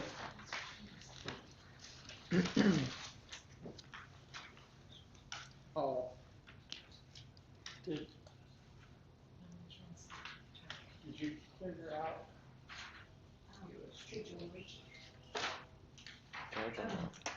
We were discussing this a little bit in the economic development meeting, the USG water solutions. I know we pay an annual fee for tower maintenance, but we're getting a bill from them for us to drain our tank and then to paint it? To paint Or the inside. Maintain on the inside? To paint the inside. It shouldn't be, I don't know. They just called and said your maintenance program, it's time to have it painted.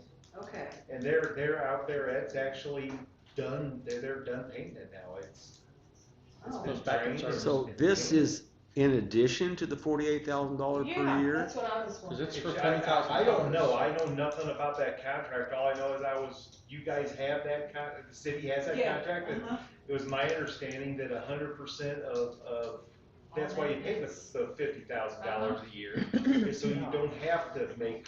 How much is it? $20,000. Yeah, it's not jump change. Which is low for have a tank painted. Oh, it's yeah, That's- a lot low. You Yeah. know, it's probably $300,000, Yeah. $500,000 project. And that's why we pay that $50,000 a year, I Exactly, thought. yes. I know nothing about that. Okay, all right, I'll follow up. Well, I don't want to pay that one right now. Don't, Yeah. don't.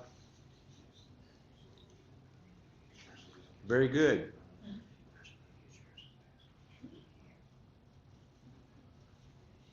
All right, with the exception of the payment to USG Water Solutions, we need a motion to approve the bills payable.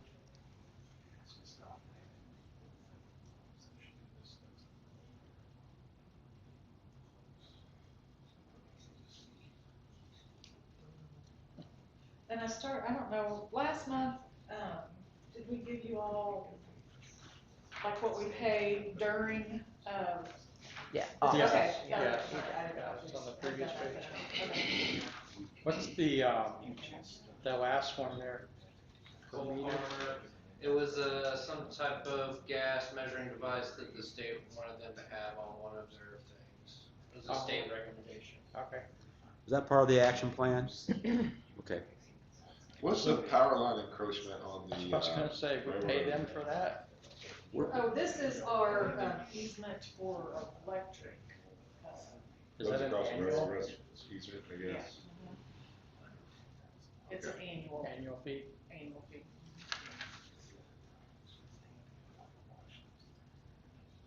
I'll make a motion to approve the bills payable. We have a motion on the floor to approve the bills payable. Do we have a second? I'll second. I'm sorry, I just have one thing I wanted Okay. to. On the, April municipal election, like the 2023 that we paid in, will that cover everything that's on the ballot, or will there be extra? Is that last April ballot? This is, where's that at? Let's see. Monroe It's County about 2/3 of the way down. Okay. Monroe They are County just now Clerk. getting all of everything tabulated for all their voters and everything. And that is what our total cost was for the election from Monroe County. Was, okay. Our cost. Okay. It's based on the number of registered voters that come out and vote, and there's several different things that factor So if into that I was just calculation. thinking on the sales tax, if it's added to next, will that? Correct. If you are not having a ballot made specifically for one item, and if you have other items on the ballot, that's when you want to put something on. Okay. Perfect. Thank you. Okay, we have a motion on the floor to approve the bills payable. Do we have a second? I'll second. We have a motion second on the floor to approve bills payable. All in favor, please say aye. Aye. All opposed, please say no. Motion carries. Thank you very much. Next thing we have on new business is library board appointment approvals under tab 12. What I believe we need to be looking at is to approve the new members that they have nominated. Those would be Tara Albright, Lisa Spalding, and Katie Johnson. For those of you who are not familiar, the library board nominates individuals to fill seats created by resignation or term completion, and they make those recommendations to the Board of Aldermen or the City of Monroe City. Our responsibility is to approve their nominations or not. I'll make a motion to approve the nominations provided by the library board to the board. We have a motion on the floor to approve the nominations. Do we have to do them individually? Okay, we have a motion on the floor to approve the nomination of Tara Albright, Lisa Spalding, and Katie Johnson to the library board. Do we have a second? I'll say it. We have a motion second on the floor to approve the nominations from the library board of Tara Albright, Lisa Spalding, and Katie Johnson. All in favor, please say aye. Aye. All opposed, say no. Motion carries. They're approved. Do we need a second one for the election of new officers? No. No. Okay. They do that. Oh. They do that. That's our beginning and end of our responsibilities. Sounds good. Okay, the next is the building permit fees and meter installation fee structure. We reviewed that in a previous meeting. There were some improvements that were required after having done that review. What you will find under tab 12 is the corrections made to the breakdown of the permit fees for the City of Monroe City. And we'll go down through this fairly quickly. Residential building permit fee for homes will remain at $75. The residential building permit fee for utility and accessory buildings will change to $50. The building permit for residential, commercial, and industrial will now be 20 cents per square foot with a maximum of $10,000 for the building permit for residential, commercial, or industrial. Can I interrupt real quick? Sorry. Please do. Regarding the residential building permit fee at the top, It's kind of contradicting. that should not be a fee because like what you just read regarding the 20 cents per square foot maximum covers that fee now. Do we have to do this all again? No. No? We can make an edit and approve it Does with yours say, edits? does your, in proposed column for you, does yours say 75? Got it. Okay. No, he read it right. I read it wrong. No, you have to read it wrong. I wrote it wrong. Proposed is none He said for it was residential 75. building permit Proposed fees. is none, right? I don't think I said none. You did not say none. That's where I was getting confused. Thank you. but then down below, it's 20 cents a square foot. That's Right, correct. that's why there's none above now, because now it's gonna be the 20 Okay, so cents now per it's square foot. Based only on square based on foot. square footage. It's, Okay, it gotcha. is, it's no longer, there will no longer be a residential building permit fee. There will be a building permit fee, period. Based Whether on it's square. residential, commercial, or industrial. Okay, Fair enough? okay, that makes sense. Okay, next thing we have is flat rate fees for roofing, porches, fences, decks, driveways, sidewalks, pools over 24 inches deep, mobile home pads, moving buildings, sheds or storage buildings up to 12 foot by 12 foot. Proposed is $25 residential, $100 commercial. Any questions for those fees? Our building inspector will go out and make sure that they don't block meters, right? Demolition permit, proposed fee is $25. So that one's staying the same? Yes. Yes. I'm going to start reading the proposed and ignore what the currents Yeah. are. Based on square footage of less than 35 foot tall, 0.01, 10 cents per square foot. No, No, 1 no. cent per square 1 foot. cent. You want to read this for me? I'll let you. Okay, it's been a long day. So we have a minimum of $30 and a maximum of $75, utilizing that 1 cent per square foot proposed fee. Miscellaneous fees, variance filing fee, $150. Conditional use permit filing fee, $240. Rezoning fee, $240. Site plan filing fee, $100. Temporary meters. Electric construction meter, 200 amp, 240 volt service. Regular, $120. Set on a pole, $200. Moving along, water tap, standard 3/4 set with pit, $1,000. Water tap, standard 1 inch, meter set with pit, $1,500. Water tap, standard 2 inch, meter set with pit at actual cost. So that would have to be determined when you did the installation. Water tap, 3/4 meter, set with water meter in building, $1,000. Water tap, 1 inch, meter set with water meter in building, $1,500. Water tap, 2 inch, meter set with water meter in building at cost. Again, that cost will have to be determined at the time of installation. Sewer tap, $100. Water cap, $150. Sewer cap, $300.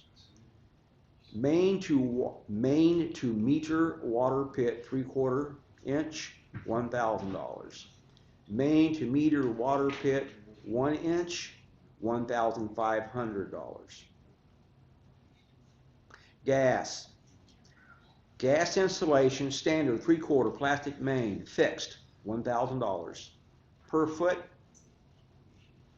$4 per foot. Gas installation, standard 2 inch plastic main, fixed, $1,200.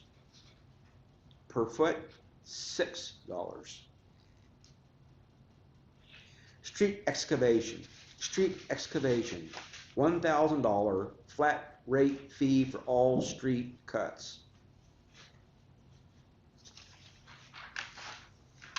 And that completes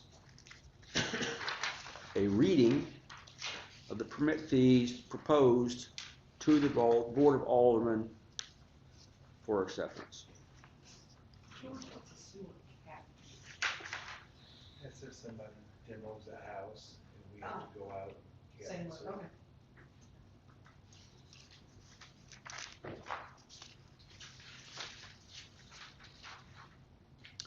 And the purpose of these fees were obviously review of the old fees or existing fees with all of the individual department managers, a determination of actual cost.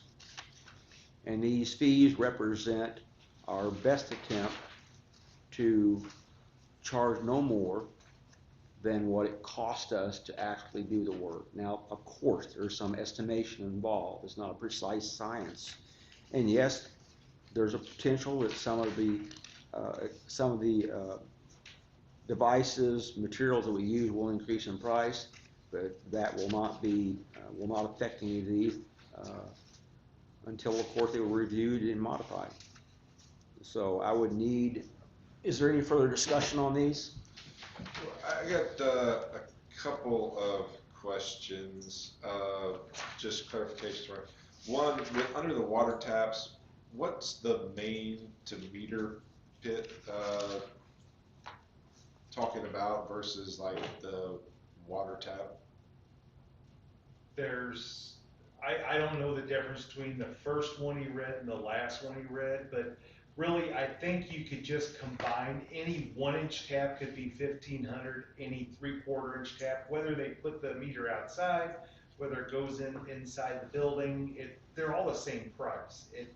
And they are priced the same. Yeah, so I think you just say 3/4 inch water tap is $1,000, and a 1-inch water tap is 1,500, and same thing with And the 2-inch. that's exactly what you've got. So Yeah, whether you do it just in or knock out. out 4 of them lines. Yeah, well, that's what I was wondering, because Yeah. I was like wondering what the difference were with some of these lines. Yeah, there's really, we were trying to describe, it was from before also. It was described like that prior, and we just went with it, so.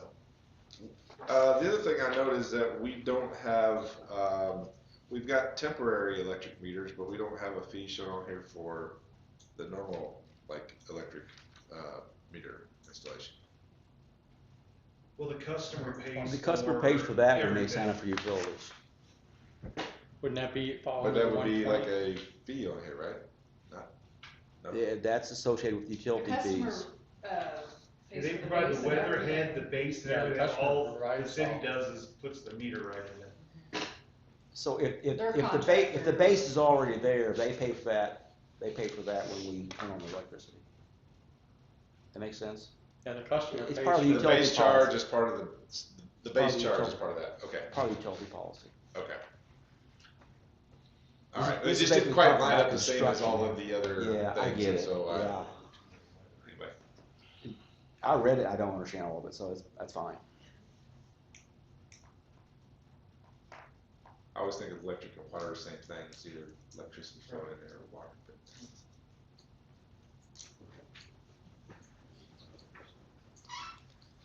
Looks good. Oh, are you gonna make a motion?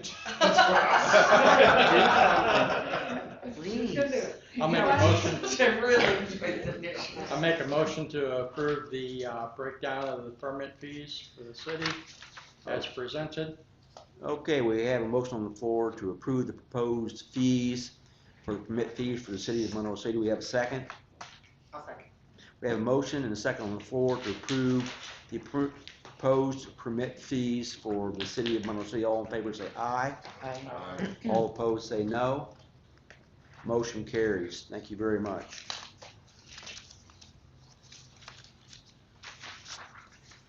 Okay, next thing on the agenda is, Elevator Safety Services Incorporated. I did have something to put on that as well. Would you please step up here and explain this for us? I already had one of these. This is a contract in order to get our elevator certified with the state for safety and everything involved in that. It's a 2-step process. A state inspector and our contracted elevator service company have to come in and actually do the inspection and submit it to the state. I've talked them in, and if we approve it tonight, they can do that tomorrow, and it'll be done and dealt with. I thought we already had a company doing this. That's We have Bernard one. Elevator, but this is from the state.